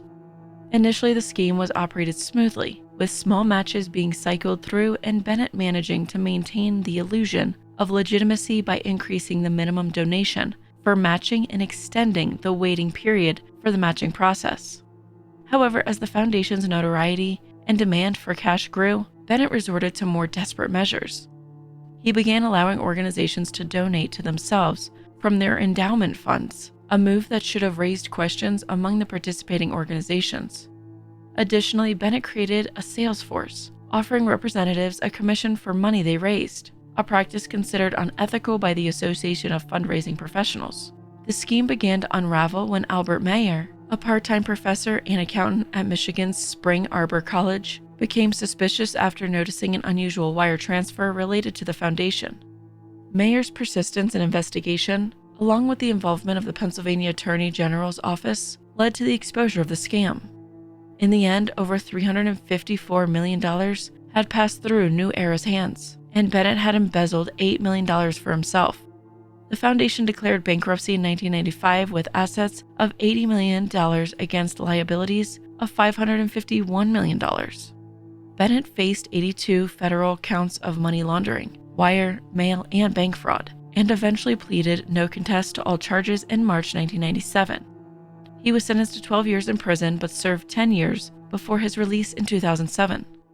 The aftermath of the scam led to significant financial losses for these organizations and a deep sense of betrayal within the philanthropic community. China Aviation Oil Collapse.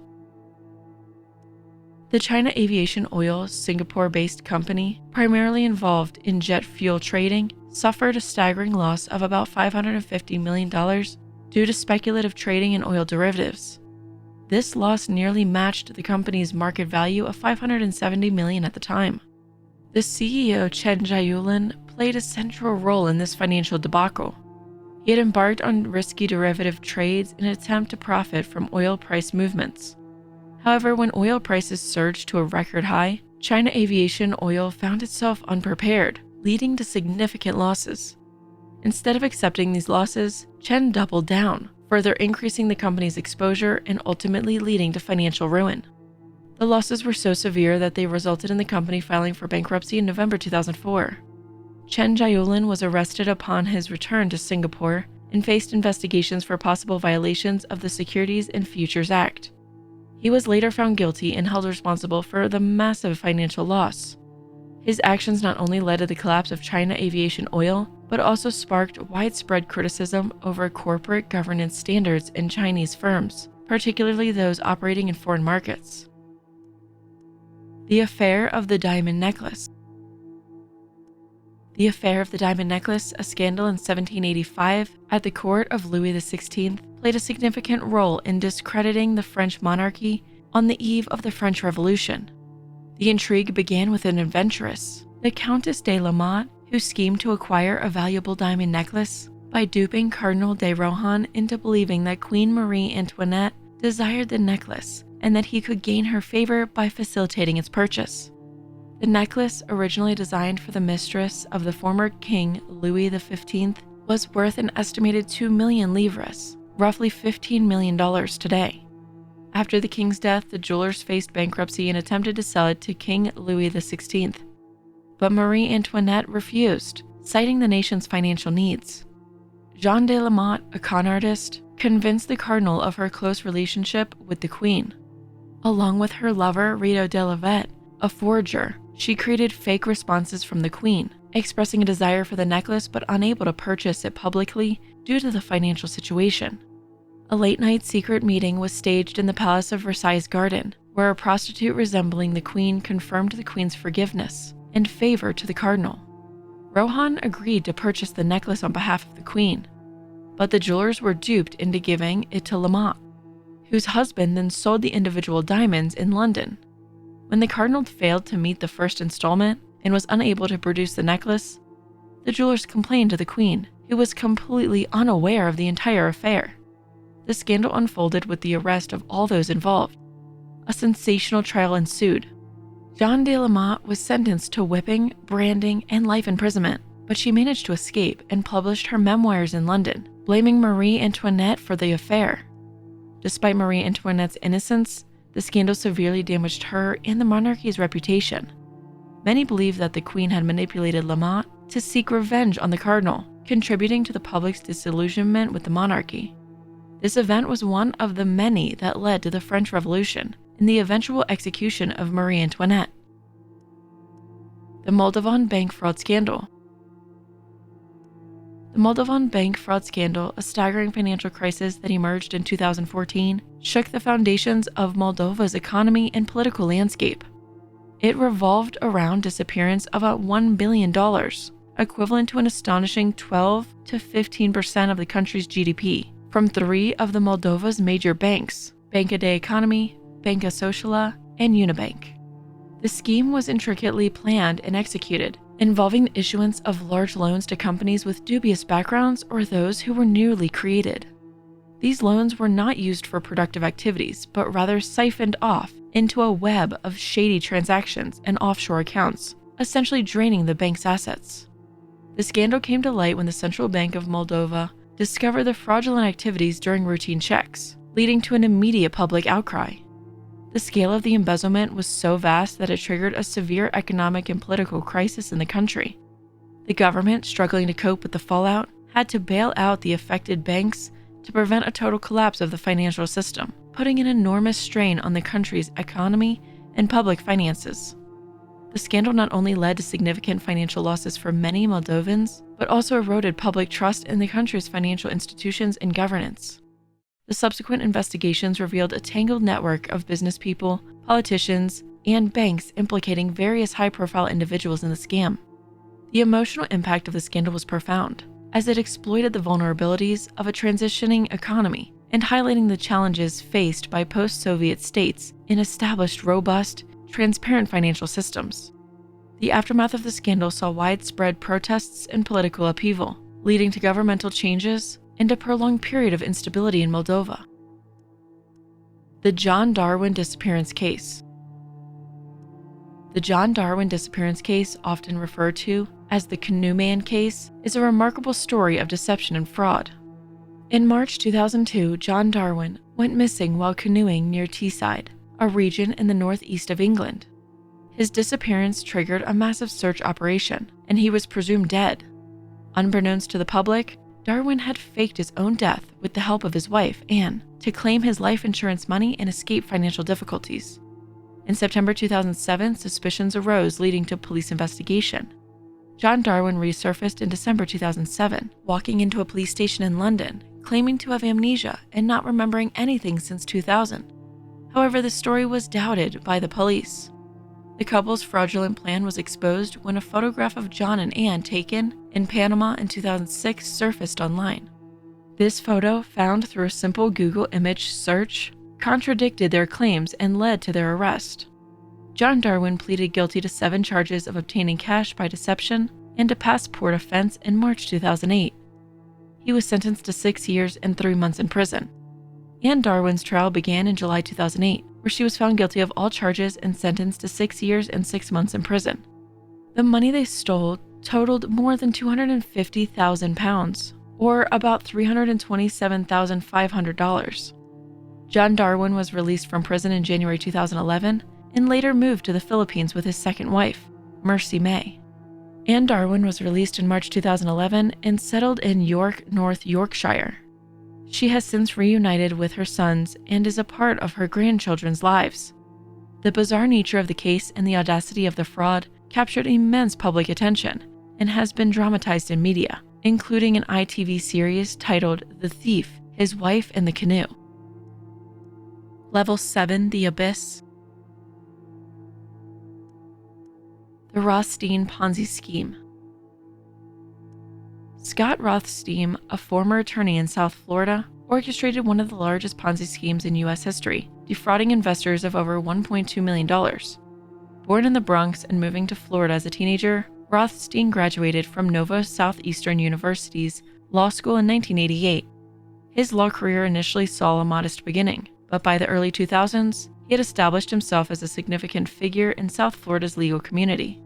Rothstein's scheme, which operated from 2005 to 2009, involved investments in fake legal settlements.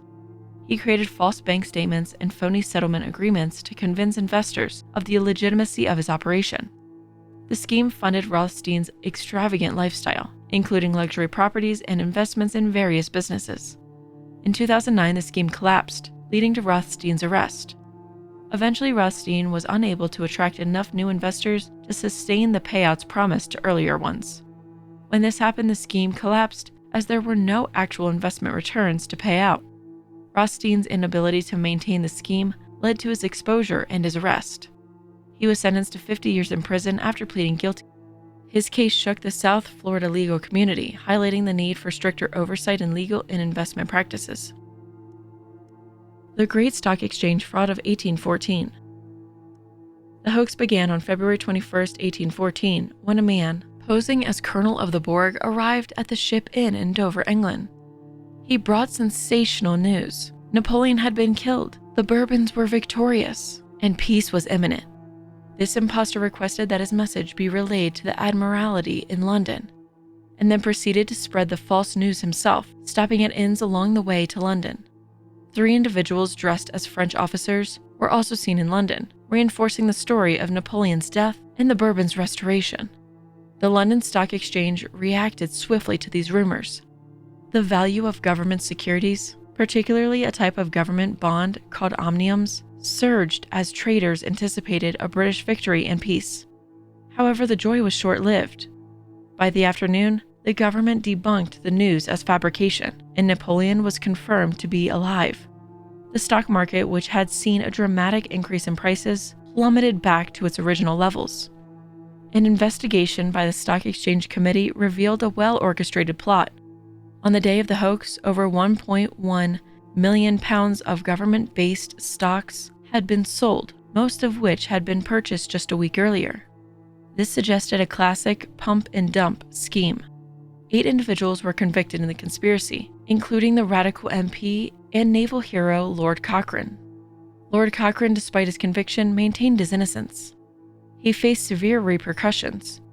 He was stripped of his naval rank, expelled from the Order of the Bath, and removed from the House of Commons. Public opinion, however, largely favored Cochrane, leading to a reduction in his sentence and eventually in 1832 a royal pardon, reinstating his naval rank. The question of his guilt has remained a matter of debate amongst historians. This event, with its dramatic twists and turns, highlights the vulnerabilities of financial markets to misinformation and manipulation. The Mississippi Scheme. John Law, a Scottish economist, arrived in France in 1714 and soon gained the trust of the Duke of Orleans, the regent of France. In 1716, he founded the Banque Generale, which later became the Banque Royale, France's first central bank. Law's visionary but ultimately disastrous scheme revolved around the Mississippi Company, which he established in 1717 to develop the vast French territories in the Mississippi River Valley in North America. The Mississippi Company initially seemed promising, with exclusive trading privileges in the French colony of Louisiana and control over the French tobacco and African slave trades. In 1719, it held a monopoly on France's colonial trade. The public, enticed by the prospect of profits from these colonial ventures, rushed for shares in the company. The price of a share skyrocketed from 500 to 18,000 livres, fueled by wild speculation and the excessive issuance of paper money.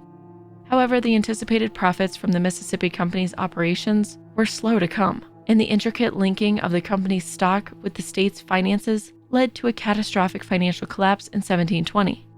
The excessive printing of paper money led to rampant inflation, and the company shares rapidly lost their value. This financial disaster, known as the Mississippi Bubble, had profound effects on the French economy and contributed to a general stock market crash across Europe. John Law's scheme, while innovative in its approach to public finance and paper money, was fundamentally flawed. Economists are divided in their interpretation of Law's intentions and the overall impact of his scheme. Some see Law as a visionary whose ideas were ahead of their time, but poorly executed, while others view the Mississippi Scheme as a product of irrational speculation and uncontrolled ambition. The Libor Scandal. The Libor Scandal, a major financial debacle that surfaced in 2012, revolved around the manipulation of the London Interbank Offered Rate, a critical global benchmark for short-term interest rates. This rate was set based on submissions from a panel of major global banks and was calculated for different currencies and maturity lengths, including mortgages, student loans, and other financial products. The scandal unfolded when investigations revealed that Barclays and other major financial institutions had been manipulating the LIBOR rate since 2003. The initial manipulation during 2005 to 2007 was primarily for profit of derivatives linked to the base rate. Traders influenced the rate submitters within their banks, included with those at other banks, to adjust the rates to benefit their trading positions. This manipulation affected both upward and downward rate movements, depending on the traders' positions. The situation escalated during the 2007 and 2008 financial crisis, when Barclays and other banks manipulated the LIBOR downward to appear less risky, thus maintaining a semblance of stability during the tumultuous period. These actions, when creating a false sense of security in the bank's financial health, had far-reaching implications on global financial markets and political trust in these institutions. The scandal led to a series of investigations and heavy penalties for the involved banks. Regulators and government bodies in various countries launched probes into the matter, leading to substantial fines. For example, Barclays settled a case with US and UK authorities for $435 million in July 2012, and Deutsche Bank agreed to the largest single settlement in the Libor case in April 2015, paying $2.5 billion to US and European regulators. In total, banks globally paid over $9 billion in fines related to the scandal. Individual responsibility primarily fell on the traders, brokers, and rate submitters who were directly involved in the manipulation. While bank executives often claimed ignorance of the misconduct, several high-ranking officials, including CEOs of some banks, were forced to step down. The extent of the Libor fraud led to the firing or suspension of over 100 traders and brokers. The Banco Ambrosiano scandal. The Banco Ambrosiano scandal, unfolding in the early 1980s, stands as one of the most intricate and notorious financial scandals in Italian history, with its web of intrigue extending to the Vatican and beyond. Roberto Calvi, a member of the illegal Masonic Lodge Propaganda do P2, used his position to move money out of Italy, manipulated share prices, and secure massive unsecured loans. The Bank of Italy had already predicted a disastrous future for Banco Ambrosiano in 1978, leading to criminal investigations. Calvi was eventually sentenced to 4 years in prison, but he maintained his position at the bank even after being released pending appeal. The scandal took a dramatic turn when Calvi fled Italy on a false passport. His personal secretary, Grisella Croce, left behind a condemning note before taking her own life. Calvi's body was later found hanging from Blackfriars Bridge in London under mysterious circumstances. Further investigations and forensic reports indicated the possibility of murder, raising questions about the involvement of the mafia in the Masonic Lodge P2. The Bank of Italy took over Banco Ambrosiano in the aftermath, leading to its replacement of Nuovo Banco Ambrosiano. The Vatican, having significant ties to the scandal, eventually agreed to pay a substantial sum without accepting liability. Years later, in 1992, Carlo De Benedetti, former deputy chairman of Banco Ambrosiano, and others were convicted of fraud in connection with the bank's collapse, although Bendetti's sentence was later overturned. The scandal also implicated former socialist prime minister Bettino Craxi and others, with the mafia and P2 Lodge playing key roles. Despite numerous trials and investigations, including those in Italy and the UK, the full extent of the scandal, the exact circumstances of Calvi's death, and the complete list of those responsible remain shrouded in mystery, contributing to its enduring legacy as a symbol of financial corruption and intrigue. The Darius Guppy Diamond Heist Plot. Darius Guppy, a British socialite with connections to the upper echelons of society, including a close friend with Boris Johnson, who later became the mayor of London and British Prime Minister, orchestrated a plan that rivaled fiction in its boldness. Educated at prestigious institutions such as Eton College, Guppy seemed an unlikely candidate for orchestrating a major criminal plot. Guppy devised a plan to fake a diamond heist. The scheme was to claim a hefty insurance payout, amounting to £1.8 million, about $2.25 million, from Lloyd's of London. This audacious plot stemmed from a personal vendetta against Lloyd's, as Guppy's father had suffered financial losses during the Lloyd's financial crisis in the 1990s. The plan involved a hiring of a man to simulate a robbery, complete with the discharge of a firearm and the tying up of the conspirators to lend credence to their story. However, before the plot could fully unfold, it was uncovered, leading to significant legal consequences for Guppy. In 1993, he was sentenced to 5 years in prison, not only for the conspiracy to defraud Lloyd's of London, but also for additional crimes including conspiracy to steal from his own firm and conspiracy to commit false accounting. Guppy, along with his business partner Benedict Marsh, faced the reality of their actions as they were handed down a concurrent sentence for the theft and additional fines for other related charges. The emotional impact of this case resonated deeply in the UK, primarily due to Guppy's social status and the sensational nature of the crime. It became a notable example of how privilege and connections cannot always shield one from the consequences of unlawful actions. The Swindle of the Portuguese Royal Treasury by Alves dos Reis. In the 1920s, Alves dos Reis, then a young man of only 28, masterminded a complex scheme to defraud the Bank of Portugal by forging banknote contracts. His plan involved creation of 200,000 counterfeit banknotes of 500 Portuguese escudos each, totaling a staggering 100 million escudos, which was equivalent to 0.88% of Portugal's GDP at the time. Rees's strategy for circulating these illicit notes was cunning. He employed people to open bank accounts with the counterfeit notes and then withdraw genuine notes from the bank's head offices. With this laundered money, Rees embarked on a lavish spending spree, acquiring luxury items, real estate, and even establishing a new bank, as part of his plan to control the Bank of Portugal. By the end of 1925, Rees had acquired a significant but insufficient number of shares in the Bank of Portugal to gain control. However, the bank began to unravel when inconsistencies in the serial numbers of the banknotes were noticed. This led to an investigation and eventually the exposure of the fraud. The Bank of Portugal was forced to withdraw all 500 banknotes from circulation, and the people's trust in financial institutions was severely undermined. Rees was arrested, convicted, and sentenced to 20 years in prison, of which he served 15 before his release. His co-conspirators faced various fates, from jail terms to career changes.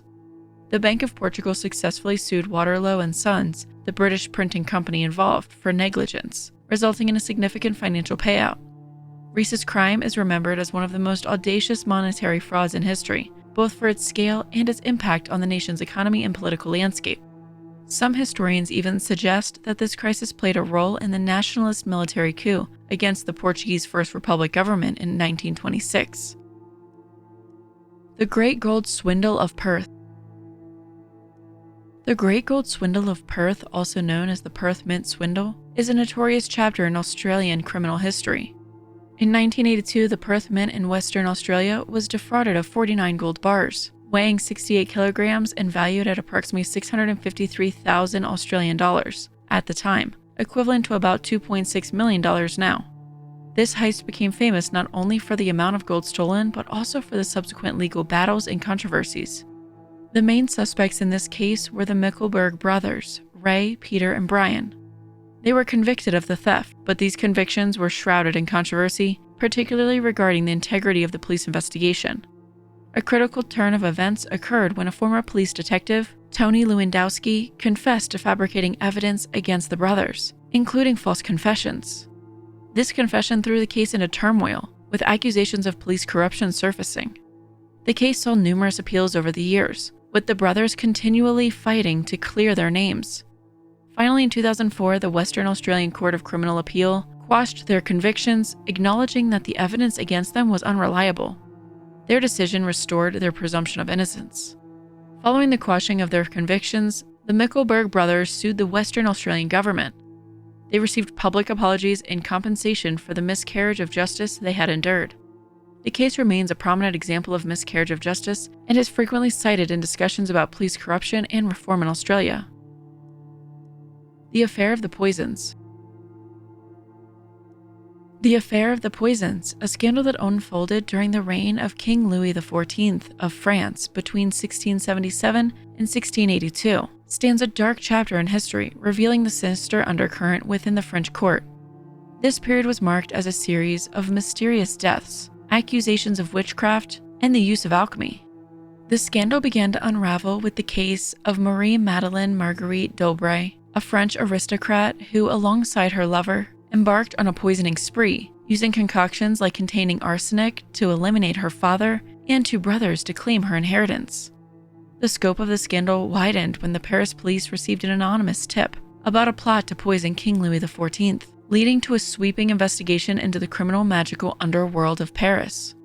This probe brought to light a network of fortune tellers, magicians, and sorceresses, offering a range of services from treating ailments to concocting lethal potions. The investigation implicated 442 suspects, resulting in 367 arrest orders, of which 218 were carried out. The outcomes were severe. 36 individuals were executed, 5 were sentenced to the galleys, and 23 to exile. Additionally, many were imprisoned for life under the king's direct orders, bypassing the regular justice system. Among the high-profile arrests was Catherine de Chez-Monzvan, known as La Voisin, a prominent figure in this underworld. The Affair of the Poisons not only exposed the rampant use of dark arts and deadly schemes among the aristocracy and commoners, but also led to a widespread magic panic. The scale of the scandal reached into the inner circle of the king, reflecting the pervasive fear and paranoia of the era. The Emperor Norton Bonds. Joshua Abraham Norton, an Englishman who moved to San Francisco in 1849, experienced both fortune and misfortune in his business endeavors. Initially successful, Norton saw his fortunes dwindle following a bad investment in Peruvian rice, leading to his bankruptcy.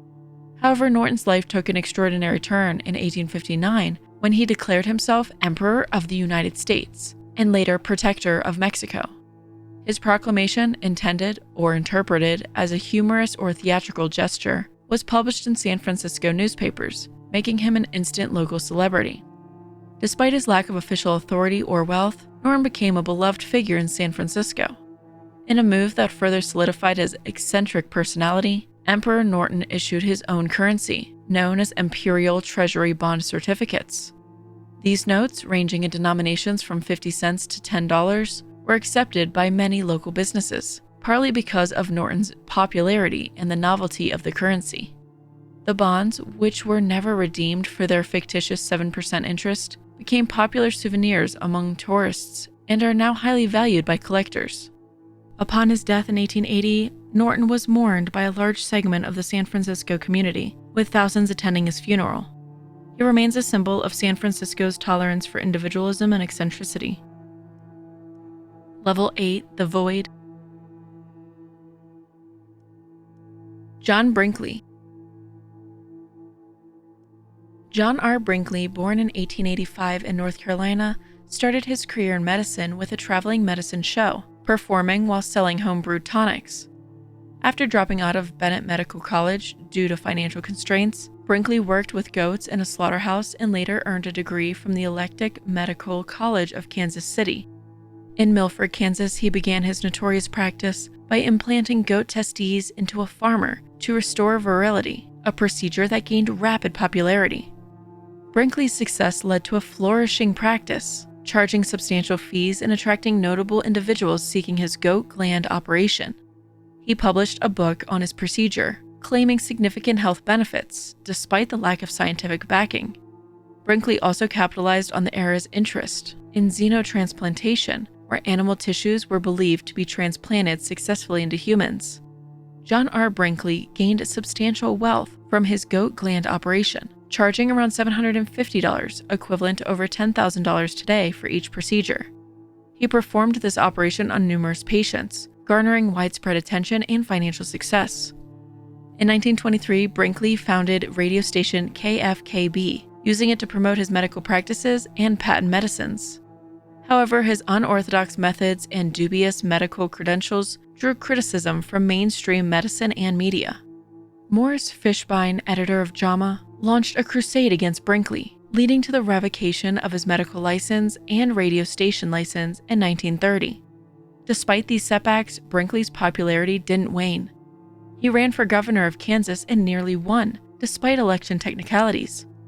His practice continued in Del Rio, Texas, but he eventually faced legal troubles, including a libel lawsuit against Fishbein, which he lost, branding him legally as a charlatan. This led to numerous malpractice suits and financial ruin. Brinkley died in 1942, leaving a legacy marked by his exploitation of mass communication in medicine and his role as a fraudulent yet influential figure in early 20th century healthcare. Gregor McGregor. In 1822 to 1823, Gregor McGregor, a Scotsman, perpetrated one of history's most audacious frauds by convincing hundreds of British citizens to immigrate to Poyas, a fictional country in Central America.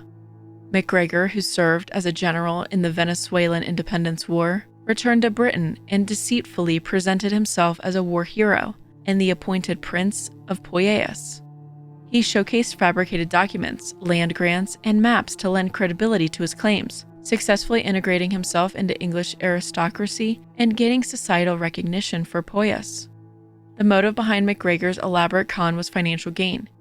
He secured substantial loans through bond issues in the London market, intending to sell large tracts of Poyasian land at low cost for profit.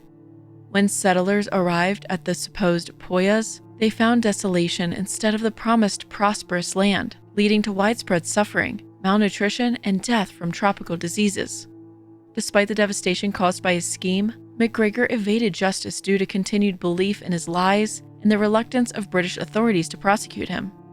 He eventually fled to France, where he replicated his fraud, again attracting investors and settlers to Poyas. Although briefly jailed in France, McGregor was acquitted and continued his deception until the late 1830s. Finally retiring his scheme, McGregor returned to Venezuela, where he lived out his days with a pension for his military service, still maintaining the facade of being prince of the non-existent Poyas. His legacy remains one of history's most cunning and successful con artists, having masterfully exploited societal trust and aspirations for personal gain. The Tichborne Claimant. The Tichborne Claimant case began with the disappearance of Roger Tichborne, the heir to the Tichborne baronetcy, who was believed to have perished in a shipwreck off the coast of South America in 1854. His distraught mother, Lady Tichborne, clung to a slender hope that he was still alive and placed advertisements in Australian newspapers seeking information about her son. In 1865, a butcher from Wagga Wagga, Australia, named Thomas Castro, came forward claiming to be the missing Roger Tichborne. Castro, who had been declared bankrupt, revealed during his bankruptcy examination that he had properties in England and had survived a shipwreck. Intriguingly, he smoked a pipe bearing Roger Tichborne's initials, RCT. Lady Tichborne, desperate to believe her son was still alive, accepted Castro as her long-lost son, despite several inconsistencies and discrepancies in his story. Castro, now widely known as the Claimant, asserts that he had been rescued by a ship named Osprey after the Bella's sinking and subsequently settled in Australia. The Claimant's tale was initially corroborated by recognition from former Tichborne family servants and supporters. However, doubts about his identity persisted, especially since the Claimant had gained considerable weight and lacked the education and refinement expected of Roger Tichborne. The matter eventually led to a civil suit in 1871 to establish the Claimant's identity, where extensive investigations suggested that he was in fact Arthur Orton, a butcher's son from England, and not Roger Tichborne. The case revealed that Orton may have seen the advertisements placed by Lady Tichborne and seized the opportunity to improve his life by assuming Roger's identity. The Lost Treasure of Lima. The legend of the Lost Treasure of Lima begins in the early 19th century when the South American Wars of Independence were stirring. The Spanish, particularly the Catholic Church, had amassed a significant treasure in Lima, Peru over the years through colonization. This hoard included vast amounts of gold, precious gems, elaborate crosses, jewelry, religious artifacts, and valuable items estimated to be worth around $60 million at the time, which would equate to over $1 billion today. As the threat of revolution loomed in 1821, the Spanish officials decided to transport this immense treasure to safety. They entrusted it to the British merchant brig Mary Dear, captained by William Thompson. However, greed overcame Captain Thompson and his crew, leading them to mutiny. They murdered the Spanish soldiers and priests on board and sailed to Cocos Island, off the coast of Costa Rica, where they buried the treasure. The crew of the Mary Dear were eventually captured by a Spanish naval frigate. Thompson and his first mate, James Alexander Forbes, were spared execution on the condition that they would reveal the treasure's location. However, they managed to escape into the dense jungle of the Cocos Island, and the treasure remained hidden. Over the years, the story of the treasure of Lima has inspired many adventurers and treasure hunters, but its exact location remains a mystery. Interestingly, the Forbes family, descendants of James Alexander Forbes, reportedly possessed documents and maps related to the treasure, but they never actively pursued the quest. The treasure's legend has given rise to the various versions and accounts, adding to its mystique and allure. The Great Spanish Prisoner Scam. The Great Spanish Prisoner Scam is a precursor to modern-day email frauds. Originating in the late 19th century, this confidence trick involved a fraudster convincing the victim that they were in contact with, or were themselves, a wealthy individual imprisoned in Spain under a false identity. Often the narrative was embellished with claims that the prisoner was a person of high estate, or even a relative of the victim, adding a personal touch to the scam. The scam typically unfolded by the trickster seeking financial help from the victim to secure the release of the prisoner. Promises of substantial monetary rewards upon the prisoner's release were made, and sometimes the added incentive of marrying the prisoner's beautiful daughter was thrown into the mix. As the victim paid up, the fraudster would continue to concoct further complications that required more money, continuing the cycle until the victim either ran out of money or refused to pay more. A key aspect of the Spanish prisoner scam was the emphasis on secrecy. The victim was often told not to involve the police and to keep the prisoner's identity confidential. The scammer would assert that they had selected the victim based on their reputation for honesty and integrity. One of the classic versions of this scam involved a letter from someone claiming to be a prisoner in Madrid, as reported in a 1906 case where a man in Grand Forks almost fell for the scam. This particular scam letter deviated slightly, with the scammer posing as a young girl with a wealthy Spanish father connected to the Panama Canal's construction. The victim was asked to pay for the transportation costs for the girl to travel to North Dakota to access her inherited fortune. The Spanish prisoner scam evolved over time and became the template for various modern scams, including the well-known Nigerian 419 scam discussed earlier, where victims are lured with promises of transferring massive wealth in exchange for small upfront fees. The Franklin Syndicate scam. The Franklin Syndicate scam, orchestrated by William Miller in 1899, is an early example of a Ponzi scheme, predating Charles Ponzi's infamous scam by 2 decades. Miller, known as 520%, promised investors a 10% return on their investments each week, accounting to a 520% annual return. He initially persuaded 3 friends to invest, assuring that their investment was guaranteed against loss, and encouraged them to bring in more investors. Miller's scam was based in Brooklyn, New York. He advertised across the U.S., boasting of his insider knowledge in stock manipulation and offering high returns with no risk. His scheme attracted widespread attention, with people flocking to invest in the hope of quick wealth. Miller's operations were so successful that at one point, his home was surrounded by people eager to invest, with every space inside crammed with cash. However, the scam began to unravel after Miller took on a partner, Edward Schlesinger, who insisted on being paid in cash daily. This necessitated keeping records, which ultimately led to the scheme's exposure. The scheme collapsed in November 1899, with reports indicating it was netting between $80,000 and $160,000 per week at its peak, and Miller defrauding investors of around $1 million, equivalent to over $25 million today. The downfall of the scheme drew the attention of the press, and by November 1899, Edward had vanished with his share of the money, while Miller, betrayed by his lawyer, was left to face consequences alone. Miller was convicted of grand larceny in April 1900 and sentenced to 10 years in prison, although he served only half of his sentence before being pardoned. The scam is significant for being one of the earlier examples of a Ponzi scheme and for its impact on the early 20th century financial scene in the United States. The Mystery of the Persian Princess. In October 2000, the discovery of a mummy in Pakistan sparked a whirlwind of international intrigue and controversy. Initially hailed as the remains of an ancient Persian princess, the mummy, adorned with a gold crown and a cuneiform inscription, was claimed to be the daughter of King Xerxes of Persia. This sensational claim caught the attention of the governments of Iran and Pakistan, each asserting ownership rights, while even the Taliban of Afghanistan staked a claim. However, the truth behind the Persian princess unraveled a far more sinister plot. American archaeologist Oscar White Muscarella recalled an incident earlier that year when he was shown photographs of a similar mummy by a middleman. This mummy was supposedly brought to Pakistan by a Zoroastrian family. Oscar, suspecting forgery, alerted Interpol through the FBI.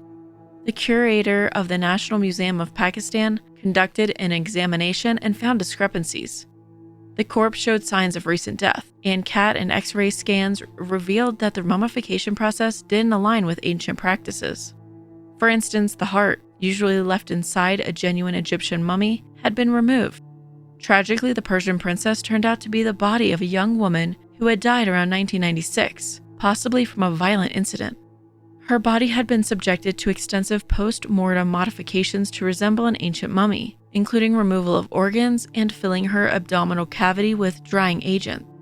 The detailed forgeries suggested the involvement of individuals with specific anatomical knowledge. The case transformed from an archaeological mystery to a grim murder investigation. Pakistani police reinterrogated the chain of suspects involved in the mummy's sale on the black market, but the case remains a cold case. The body received a proper burial only in 2008, after several years of delays and administrative hurdles. So that concludes this iceberg on cons and frauds. Thank you so much for watching until the very end. If you found this video informative and engaging, please consider subscribing for more content. Don't forget to like, share, and comment with your thoughts or any topics you would like us to explore next. Your support and feedback are invaluable to us.